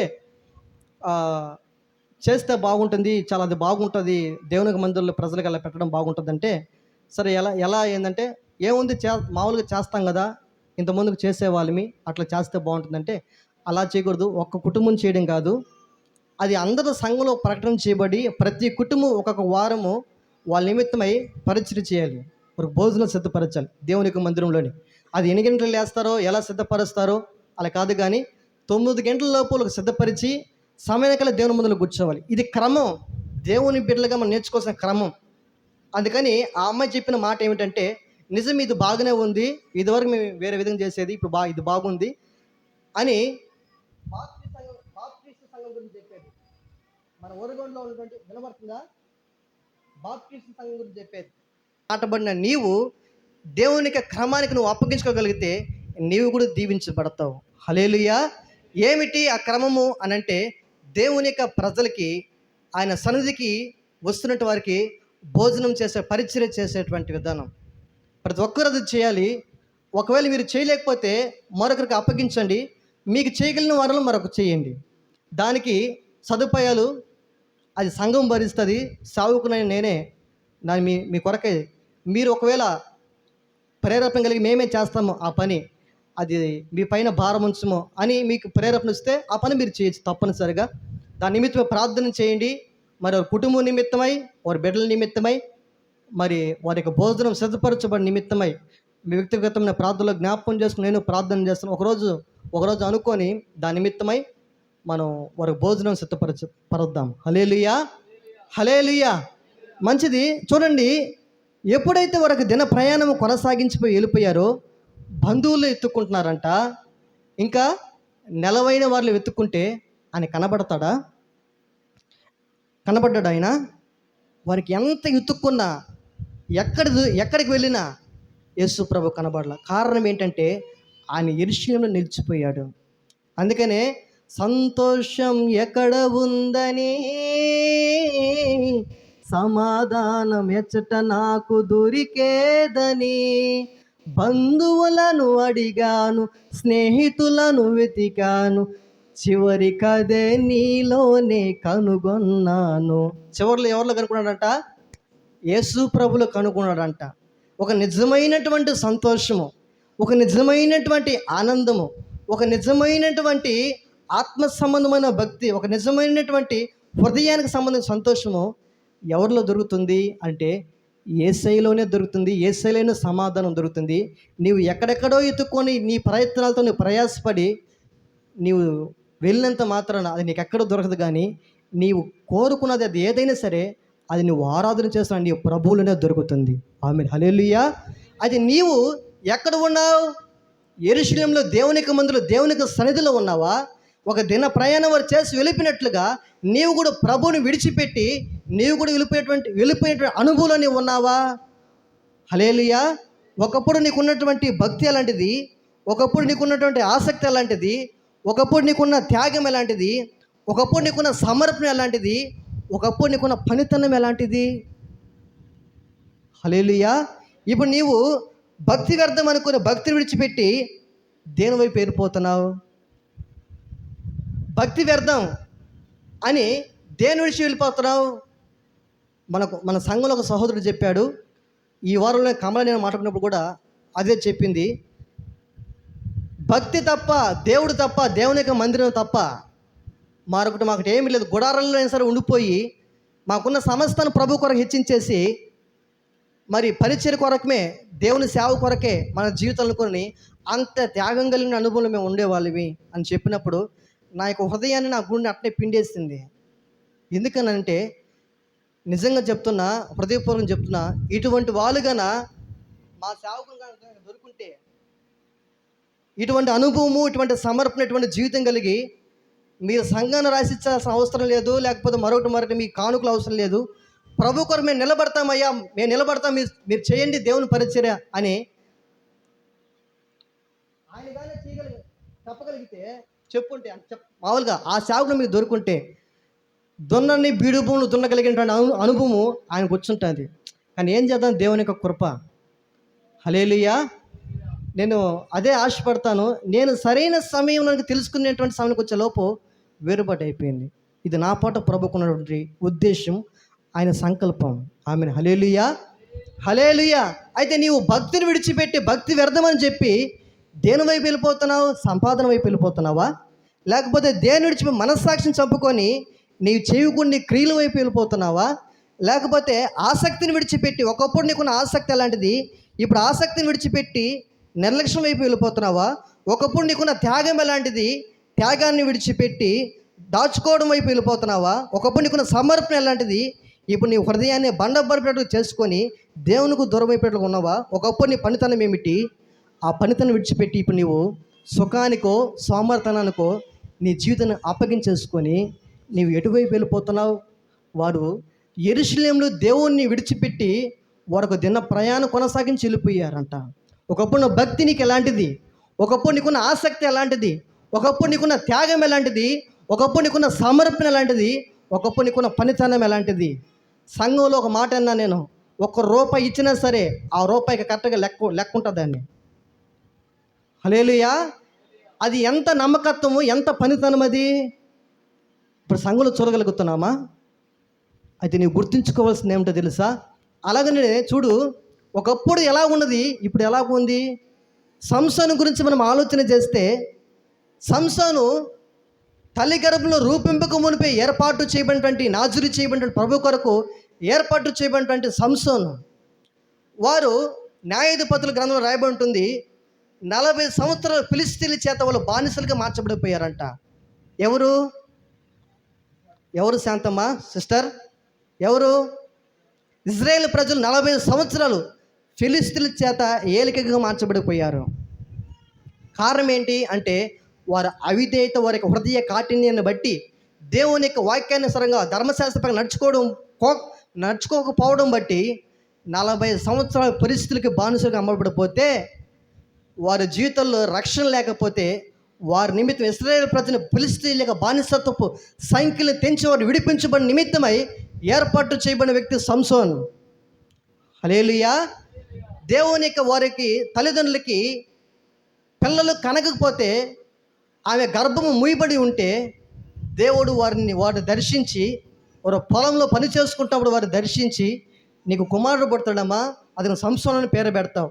అతడు నా కొరకై ఇశ్రాయేల్ ప్రజల్ని ఫిలిస్తీన్ల యొక్క బానిసత్వం నుండి విడిపించడానికి నేను ఏర్పరచుకున్నటువంటి సాధనం అని ప్రభు వారు తెలియపరిచి, ఎలా పెంచాలో ఆ సంసోను తల్లిదండ్రులకి చూద్దాం ఆ మాటండి. న్యాయాధిపతుల గ్రంథము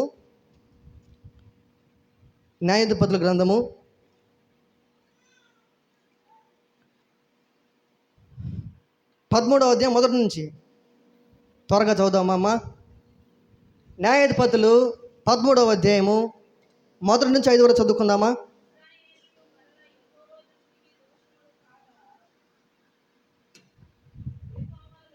మళ్ళీ చెప్పమ్మా.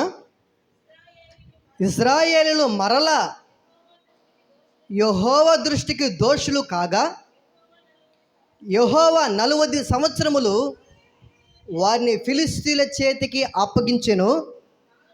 ఆ కాలమున దాను వంశస్థుడును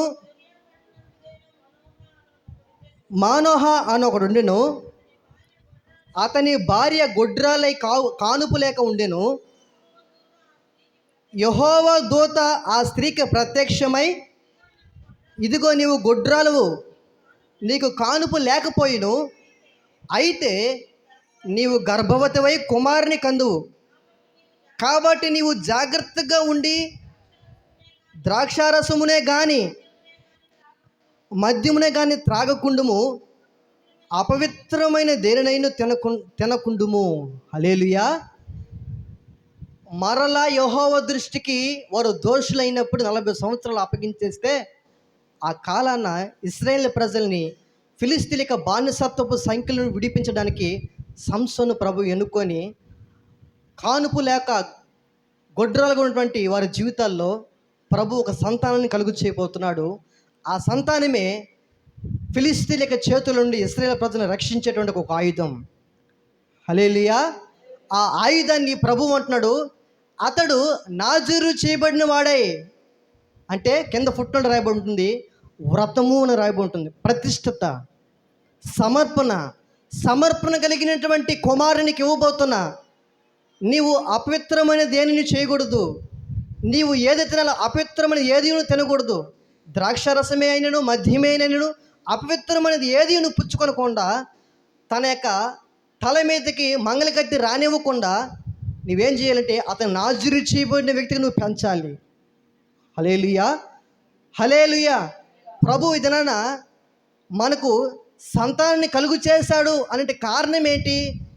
ఎందుకు ఒక కుటుంబాన్ని ప్రభు దీవించి ఆశీర్వదించేటట్లుగా మీరు ఫలించి అభివృద్ధి చెందమని ఎందుకు ప్రభు ఎందుకు మనం ఫలించడం చేస్తున్నాడు అని అంటే, మనం ప్రభు కొరకు మన బిడ్డల్ని, మన కుటుంబము ప్రభు కొరకే జీవించే వారముగా, ప్రభువులో ఎదిగే వారముగా, ప్రభువులో ఫలించే వారముగా, ప్రభువులో నిలిచే వారముగా, వేరు తన్ని వెరువుగా ఫలించేటట్టు అనుభవంలోనికి వచ్చేటట్లుగా ప్రభువులో మనం స్థిరపరచబడాలనే ఒక కుటుంబాన్ని ప్రభు దీవిస్తాడు.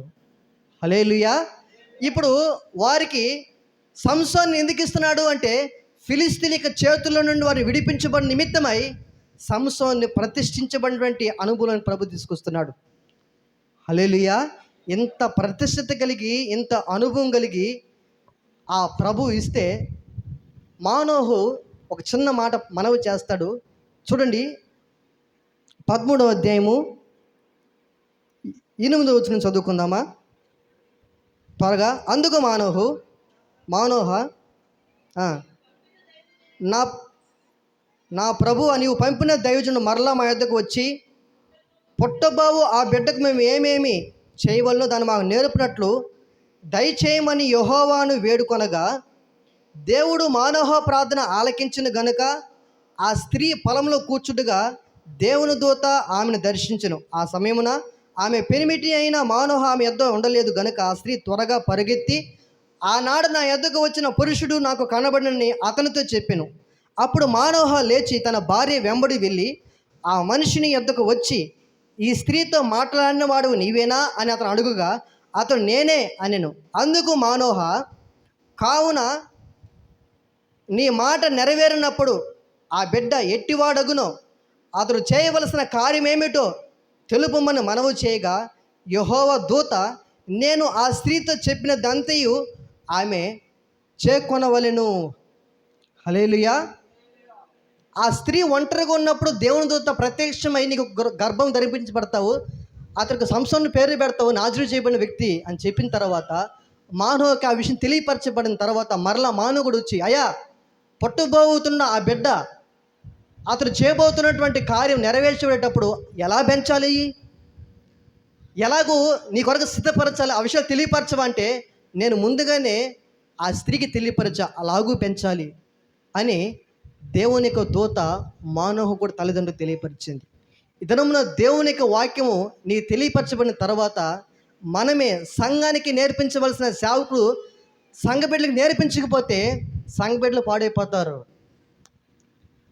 దేవుని బిడ్డలుగా మార్చబడిన మనము మన బిడ్డలకి సరైన భక్తి విధానం నేర్పించకపోతే పిల్లలు పాడైపోతారు. హల్లెలూయా, హల్లెలూయా. అయితే ఎప్పుడైతే వారికి క్రమాన్ని సిద్ధపరిచి ఇచ్చాడో ఆ క్రమములోనే సంసోను వారు పెంచారు. పెంచిన తర్వాత ఇప్పుడు సంసోను పెద్దవాడు ఎదిగిన తర్వాత సంసోను ప్రతిష్ఠితుల నుండి, ఒక సమర్పణ నుండి సంసోను తన జీవితాన్ని ఏం చేసుకుంటున్నాడు, పాడు చేసుకుంటున్న అనుభవంలో ఉన్నాడు. ఎంతో బలాఢ్యుడో తెలుసా సంసోను. కొదమ సింహము తన మీదకు వస్తే ఒకడు మేకపిల్లని చీల్చినట్లు, రమణమ్మ, ఒక మేకపిల్లని చీల్చినట్లు చీల్చేశాడు సంసోను. 300 నక్కల్ని ఒకదానికొకటి పెనవేసి మధ్యలో దివిడి పెట్టి ఫిలిస్తీన్ల సర్దార్ లేక గోధుమల పంటలకి వాటిని పంపించి గోధుమ పంటలంతా కాలిపోయి నాశనం చేసేసాడు సంసోను. హల్లెలూయా. ఒక్క పచ్చి గాడిద దవడ ఎముక నుండి ఎంతమంది చంపేశాడు సంసోను? 1000 మందిని పచ్చి గాడిద ఎముక, దవడ ఎముకతో 1000 మందిని చంపేశాడు సంసోను.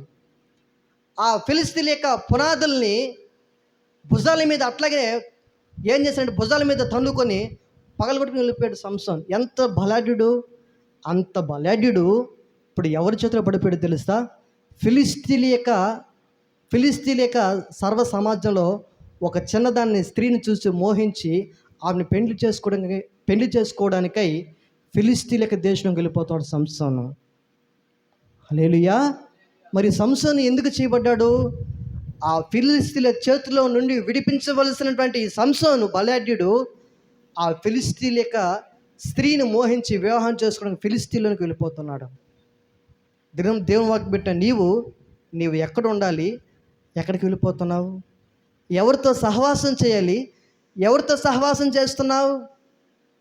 అలాగూ చిన్న దాంట్లో అవకాశం ఇచ్చినటువంటి సంసోను చివరిగా దెలీలా స్త్రీని మోహించి అందుకోడు ఉన్నప్పుడు ఆ స్త్రీ అంటది, సంసోను నీ బలము ఎందులో ఉన్నది అంటే, నిర్వంచ చోళత 7 నిర్వంచ చోళత నన్ను బంధిస్తే నా బలమంతా పోయి సామాన్య మనుషులు ఒకనిగా అయిపోతాను అని చెప్పిన వెంటనే ఆమె ఆ చేసినప్పుడు అక్కడ రాయబడి మనం చదవండి 16వ అధ్యాయము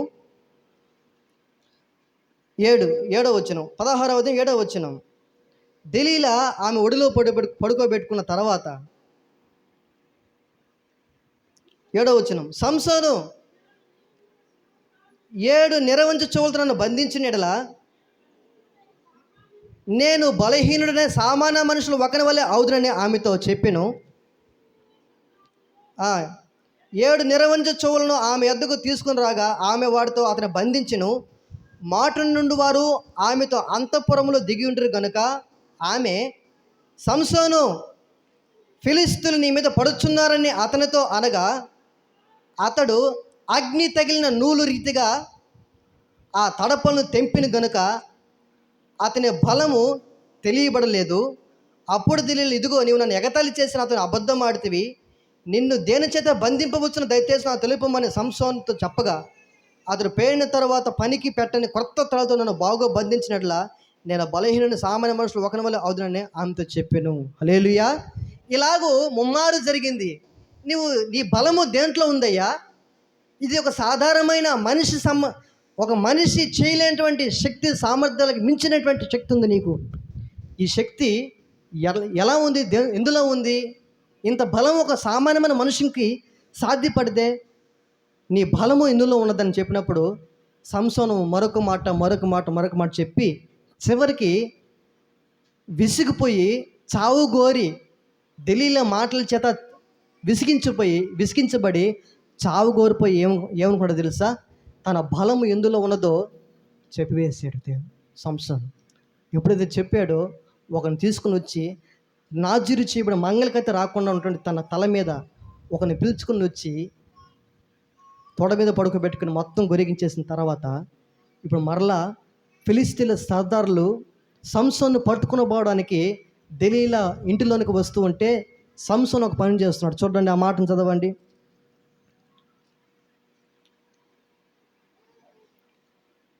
19 నుంచి చదువుకుందాం. 16, 19. ఆమె తన తొడ మీద అతని నిద్రపుచ్చి ఒక మనిషిని పిలిపించి వాని చేత అతని తల మీద 7 జడలను క్షారము చేయించి అతని బాధించుటకు మొదలుపెట్టెను. అప్పుడు అతనిలో నుండి బలము తొలగిపోయిను. ఆమె సంసోను, ఫిలిష్తీయులు నీ మీద పడుచున్నారనగా అతను నిద్ర మేలుకొని ఎప్పటి ఎట్లు నేను బయలుదేరి విడజమ్ముకుందును అనుకునేను. అయితే యెహోవా తనను ఎడబాసనని అతనికి తెలియలేదు. అప్పుడు ఫిలిష్తీయులు అతని పట్టుకొని అతని కన్నులను ఓడదీసి గాజాకు అతను తీసుకుని వచ్చి ఎత్తటి సంఖ్యల చేత అతన్ని బంధించిరి. అతడు బందీ గృహంలో తిరగలి విసురుడాయను. హల్లెలూయా, హల్లెలూయా. ఇప్పుడు ఫిలిష్తీయుల చేత సంసోను ఏ విధంగా బంధించబడిపోయిందో తెలుసా? ఆ దెలీలా ఎప్పుడైతే క్షారము చేయించేస్తుందో, గుండు చేస్తుందో, తన బలము అతని నుండి తొలగిపోయింది. యెహోవా అతను ఎడబాసాడని తెలియకయే ఆమె సంసోను ఫిలిష్తీయుల మీద పడబోతున్నారయ్యా అని చెప్పంగానే ఎప్పటిలాగానే విరజుమ్ముకొని లేచి వెళ్ళిపోదాం అనుకుంటే వల్లపడలేదు. కారణం ఏంటి అంటే యెహోవా ఆత్మ అతనును ఎడబాసెను.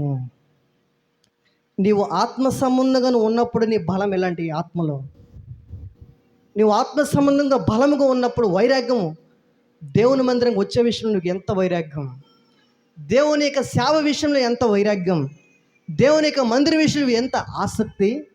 ఇప్పుడు నీకు ఉన్నటువంటి బలము ఒడిగిపోయినటువంటి దేవుని యొక్క ఆత్మని ఎడబాసిన అనుభవం నీకున్నప్పుడు ఒకప్పుడు నా అభిషేకం ఎలాంటిది, ఒకప్పుడు వరాలు ఎలాంటివి. ఇప్పుడు నీవు ఎలా ఉన్నావు? దేవుని యొక్క వాక్యం వినడానికి ఉద్యోగాన్ని వదిలేసి వచ్చినటువంటి అరుణమ్మ తల్లి, దేవుని యొక్క వాక్యంలో ఎంత శ్రద్ధగా వాక్యం వింటున్నావు నీవు? హల్లెలూయా. దేవుని కోసమే సమస్తాన్ని త్యాగం చేసుకొని పైనున్న వాటిని అంతటిని సేవ కొరకై, సమర్పణ కొరకై త్యాగం చేసుకుంటే నీ హృదయం ఏ విధంగా బండబారిపోయినది? ఇది నాన్న, దేవుని యొక్క మాట నీ హృదయంలో పనిచేస్తుందా? నీ హృదయంలో మొలకెత్తేటువంటి అనుభవం ఉందా? సంసోను కూడా ఏ స్త్రీలనైతే మోహించాడో, ఏ స్థితిలోనికైతే పలుమార్లు జారిపోతూ వచ్చాడో, ఆ స్థితిలో ఉండగానే దెలీలా క్షారం చేయించేసింది. బలము తొలగిపోయింది. యెహోవా ఎడబాసేసాడు. హల్లెలూయా, హల్లెలూయా.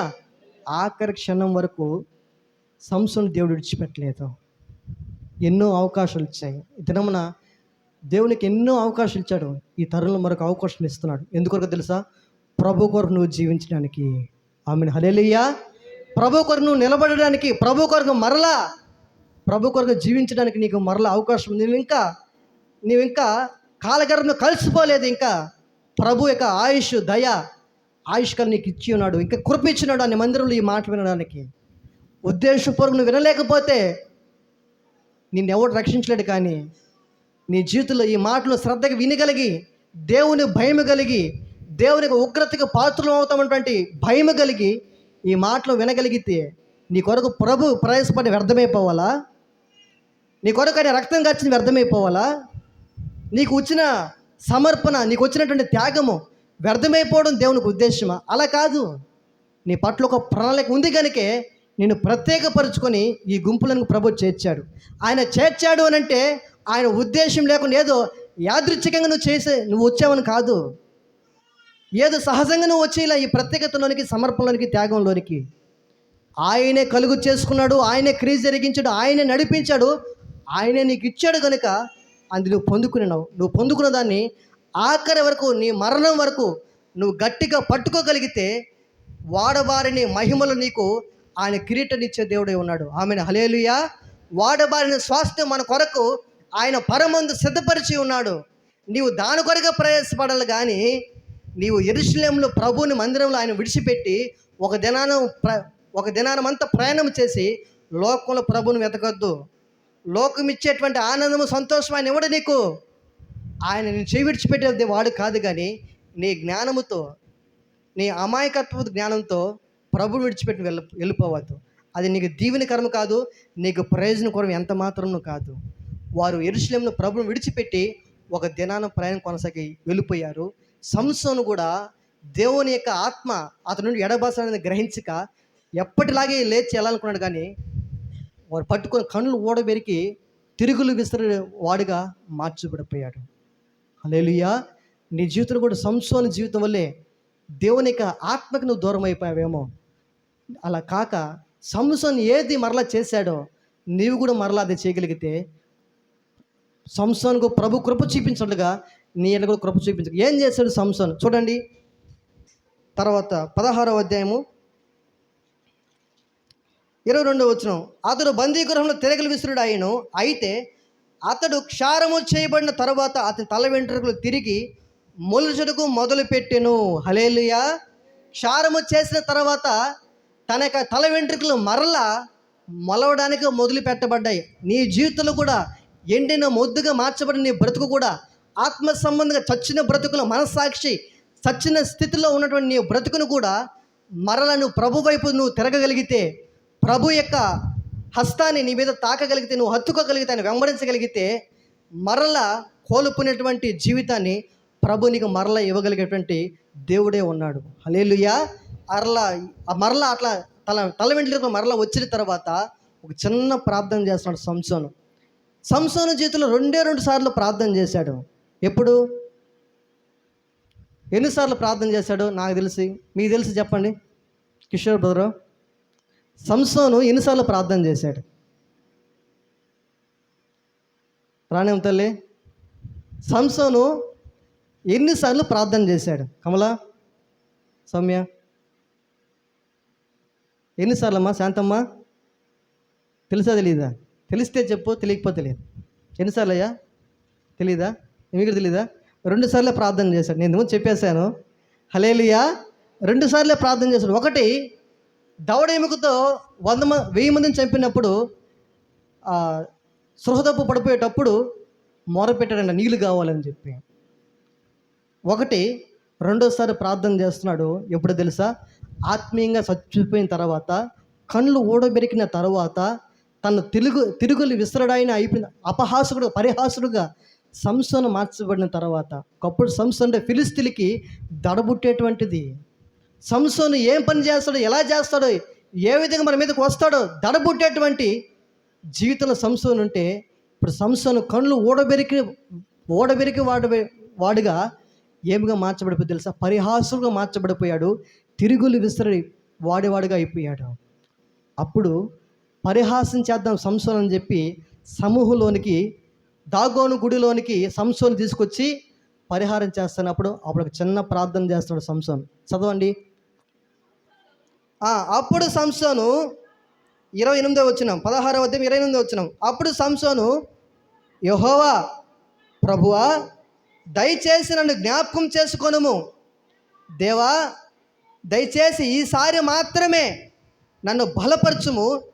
నా 2 కన్నుల నిమిత్తము ఫిలిస్తీన్లను ఒక్క మారే దండించి పగ తీర్చుకొననిమ్మని యెహోవాకు మొర్రపెట్టి, హల్లెలూయా, ఏం చేశాడంట?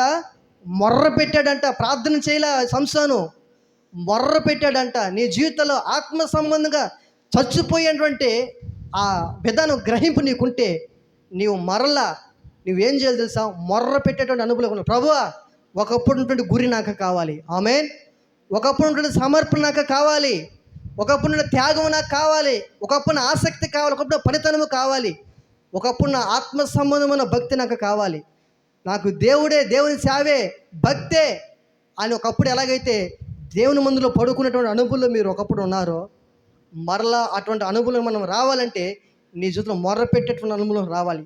ఆ మొర్రపెట్టే అనుభవంలోనికే సిద్ధపాటు విజ్ఞాపన కొడుకులు మనం ఉన్నాం. దయచేసి మీకు అవకాశం ఉన్న వారు ప్రతి ఒక్కరూ ఆ సిద్ధపాటు కొడుకులో పాల్పొందు పొంది మొర్రపెట్టేటువంటి అనుభవం మనం ఉండగలిగితే, సంసోన్ని జ్ఞాపకం చేసుకున్న దేవుడు జ్ఞాపకం చేసుకొని సంసోను మొర విని ప్రార్థన ఆలకించి సంసోను ఏదైతే కోరుకుంటున్నాడో అది ప్రభు తీరుస్తూ అంటున్నాడు. కింద వచ్చిన చదవండి. ఆ గుడికి ఆధారంగా ఉన్న 2 మధ్య స్తంభములు, ఒకదాన్ని కుడి చేతను ఒకదాన్ని ఎడమ చేతను పట్టుకొని, నేనును ఫిలిస్తీన్లను చనిపోదుము గాక అని చెప్పి బలముతో వంగినప్పుడు ఆ గుడి ఆ సర్దారుల మీదను దానిలోనున్న జనులందరి మీదను పడిను. మరణ కాలమున అతడు చంపిన వారి శవముల లెక్క జీవితకాలం ముందు అతడు చంపిన వారి లెక్క కంటే ఎక్కువ అయిను. ఆమేన్, హల్లెలూయా. అతడు బ్రతికి ఉన్నప్పుడు ఫిలిస్తీన్లను చంపిన లెక్క కంటే ఆత్మ సంబంధంగా పడిపోయి కండ్లు ఓడబెరకబడి ఫిలిస్తీన్ల చేత పరిహాసము చేసేవాడుగా మార్చబడిపోయి తిరుగులు విసిరడైన ఆ పరిస్థితిలో ఉన్నప్పుడే, పరిహాసుడు మార్చబడినప్పుడే ప్రార్థన చేస్తున్నాడు. అయ్యా, నన్ను కృపతో జ్ఞాపకం చేసుకో, ఒక్కసారి జ్ఞాపకం చేసుకో, మరొక అవకాశం నాకు ఒక్క అవకాశమే. నేను బ్రతకాలి అనేటువంటి బ్రతికేటువంటి మనవి కాదు అది.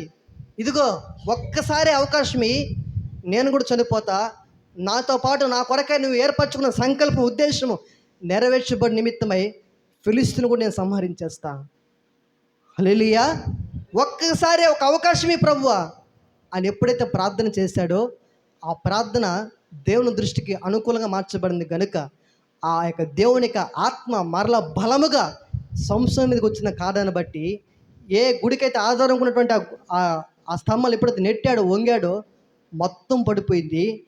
తాను బ్రతికున్నప్పుడు చంపిన ఫిలిస్తీన్ల సంఖ్య కంటే, లెక్క కంటే, తను చనిపోతూ చంపిన వారి లెక్కే అధికంగా మార్చబడింది. ఆరంభం కంటే ముగింపు శ్రేష్టమని గుర్తుంచుకో. హల్లెలూయా. ఆరంభం కంటే ముగింపు శ్రేష్టమైనది. నీ ఆరంభము ఆత్మానుసారంగా ఆరంభించి మధ్యములో నీవెలా ఉన్నావు? ఆత్మానుసారంగా దిగజరిపినట్లుగా కాదు. సంసోను ఎలాగైతే జ్ఞాపకం చేసుకుని ప్రార్థన చేసి నువ్వు అలాగ మొరపెట్టగలిగితే మరలా ప్రభు నీకు అటువంటి కృప ఇచ్చి మరలా నిన్ను లెక్కలేంటంటే ఆశీర్వాదాలను ఆశ్రయించే దేవుడు, ఆత్మ సంబంధంగా దీవించే దేవుడే ఉన్నాడు. ఆమె హల్లెలూయా, హల్లెలూయా. వారైతే యెరూషలేములో ఆయన నిలిచిపోతే ఒక్క దిన ప్రయాణం కొనసాగించేసి బంధువుల్లోనూ నెలవైన వారిని ఎత్తుక్కుంటున్నారు. కానీ ఆయన యెరూషలేము నిలిచిపోయారు. అప్పుడు వారు ఏం చేశారో తెలుసా? మరలా ఏం చేశారు వారు తల్లిదండ్రులు? ఆ మాటను చదువు. లోక సువార్త 2వ అధ్యాయము, త్వరగా చదివి నేను ముగిస్తాను. లోక సువార్త 2వ అధ్యాయము ఎన్నో వచనం?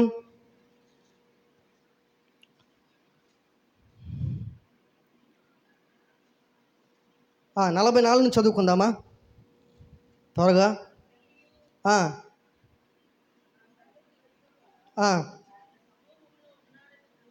తలంచి సాగిపోయి ఆయన వెతుకుచుండిరి. ఆయన కడబడినందున ఆయన వెతుకుచు ఎక్కడికొచ్చారంటే వాళ్ళు, మరలా చదువు మాట. ఆయన కనబడినందున ఆయనను వెతుకుచు యెరూషలేమునకు తిరిగి వచ్చిరి. ఆమెన్, హల్లెలూయా. ఆయన కనబడలేదు ఎవరిలో? లోకంలో ఆయన కనబడడు, సంపాదనలో కనబడడు, లేకపోతే లోక సంబంధమైన విధానంలో ఎంత ప్రయాసపడ్డా అది నీకు ప్రయోజనకరంగా కాదు. అక్కడ నీ కనబడాయన మరి ఎక్కడ కనబడతాడో తెలుసా? నీవు ఎక్కడైతే ప్రభువుని విడిచిపెట్టేస్తావో, వారు ఎక్కడైతే ప్రభువులు నిలిచిపోయాడో వారికి కనబడినందు వలన వారు బంధువుల్లో వెతికారు, నెలవైన వారిలో కూడా వెతికారు, ఆయన అక్కడ కనబడలేదు. కనబడకపోవడం బట్టి మరలా వారు వెతుక్కుంటూ ఎక్కడికి వచ్చారంట? యెరూషలేం దేవుని యొక్క మందిరంలోనికి వారు వచ్చారు. హల్లెలూయా. నీవు కూడా ఎక్కడైతే ప్రభువుని విడిచిపెట్టేశావో, ఏ స్థితిలో విడిచిపెట్టేస్తావో, ఏ స్థితిగతుల్లో పరిస్థితుల్లో ప్రభువుకి నువ్వు దూరం అయిపోయావో, నీవు మరలా వెతుక్కుంటూ ఆయన సన్నిధానం కోరి నువ్వు వస్తే, మరలా నువ్వు ఎక్కడైతే ప్రభువుని విడిచిపెట్టేస్తావో, ఏ స్థితిని బట్టి ఏది నేను అడ్డగించిందో, ఏ స్థితి నేను అడ్డగించిందో దాన్ని మరలా గ్రహించి జ్ఞాపకం చేసి, ఈ స్థితిని బట్టే నా ప్రభువుకు దూరం అయిపోయాను. కానీ పౌలు అంటాడు, క్రీస్తు ప్రేమ నుండి నన్ను ఏది కూడా ఎడబాపలేదు. హల్లెలూయా. నిన్ను ఎడబాయటట్లు చేసింది ఏది? గ్రహించి మరల దాంట్లో నుంచి విడిపించబడి మరలా నువ్వు వెతుక్కుంటూ పూర్వపు స్థితికి రావాలనే ఆశ నీకుంటే, దావీదంటే నేను పాపము ఒప్పుకుందును అని తలంపు ఎప్పుడైతే వచ్చిందో, ఆ తలంపులను ఒప్పుకోలేదు, కానీ ఆ తలంపులోనే తన పాపానంతటిని దేవుడు పరిహారం నొందించాడంట. అందుకనే తన పాపముకు ప్రాయశ్చిత్తం నొందినవాడు, పరిహారం నొందినవాడు ధన్యుడు. హల్లెలూయా. నీవు దినమున మరలా ప్రభు యొక్క పాదాల చెంతకు రాగలిగితే, ఎక్కడైతే విడిచిపెట్టేసావో ప్రభువుని, అక్కడ మరలా వెతకి మొరపెట్టి మరలా నువ్వు దేవుని సన్నిధమైన యెరూషలేంకి నువ్వు వెతుక్కొని రాగలిగితే, యెరూషలేంలో ఎవరుంటారు? ఇప్పుడు నేను ఆరాధన చేస్తున్న దేవుడు యెరూషలేం దేవుని యొక్క మందిరంలో ఆయన సన్నిధిలో ఉంటాడు. హల్లెలూయా. నీవు సన్నిధికి వేగిరపడి మొరపెట్టడానికి దేవుని సన్నిధికి వస్తే, నీ కుటుంబంలో వస్తున్న ప్రతి సమస్య నుండి ప్రభు నీకు విడుదల దయచేస్తాడు. ఆమేన్. నీ మీదకు వస్తున్న ప్రతి శోధనల నుండి నీకు జీవనిచ్చి నిన్ను బలపరిచే దేవుడే ఉన్నాడు. ఆమేన్. నీ ఉన్నటువంటి ఆత్మ సంబంధంగా దిగజారిపోయిన స్థితిలో నుండి ప్రభు సన్నిధికి కొంచెం మొరపెట్టగలిగితే, మరలా పూర్వపు స్థితిని ప్రభు నీకు ఇచ్చి రెండింతల దీవెన చేత యోబు మొదట ఆశీర్వించబడినంత కంటే రెండింతల దీవెన చేత యోబును ఆశీర్వించిన దేవుడు, నీవు మరలా పూర్వపు స్థితికి రాగలిగితే మొదట ఆశీర్వించిన దానికంటే రెండింతల ఆశీర్వాదం ప్రభు నీకు ఇచ్చేవాడే ఉన్నాడు. ఆ రెండింతల దీవెన ఆశీర్వాదం ఇవ్వడానికే అనుభవపూర్వకంగా ప్రభు ఆయన ప్రేమను తెలుసుకోవడానికే నువ్వు ప్రభుకు దూరం అయిపోయావేమో గుర్తించుకుని మరలా మొరపెట్టి నువ్వు వెతుక్కుంటూ మరలా ఆయన సన్నిధికి రాగలిగితే, యెరూషలేంలో ఆయన నీకు కనబడతాడు. ఆమెను. హల్లెలూయా. ఆయనే పరలోక సాదృశ్యమైనటువంటి యెరూషలేంలో ఆయన చూసేటువంటి ఒక దినం ఉంది. నువ్వు సంఘంలో నాటబడితే, సంఘంలో సరిచేయబడితే, సంఘ క్రమానికి ఉపదేశానికి హృదయపూర్వకంగా లోబడితే, పరమందు ఆయనతో కూడా నువ్వు చేర్చబడి వాడబారని మహిమ కిరీటాన్ని ఆయనకి ఇచ్చే దేవుడు పొందుకునే వారై నీవు ఉన్నావు. ప్రభు మన వినికిడిలో ఈ మాటలు దీవించి ఆశీర్వదించి ఫలించి వృద్ధిపరించి నూరంతలుగా ప్రభు ఆశీర్వదించును గాక. ఆమేన్. ప్రార్థన చేసుకుందాం.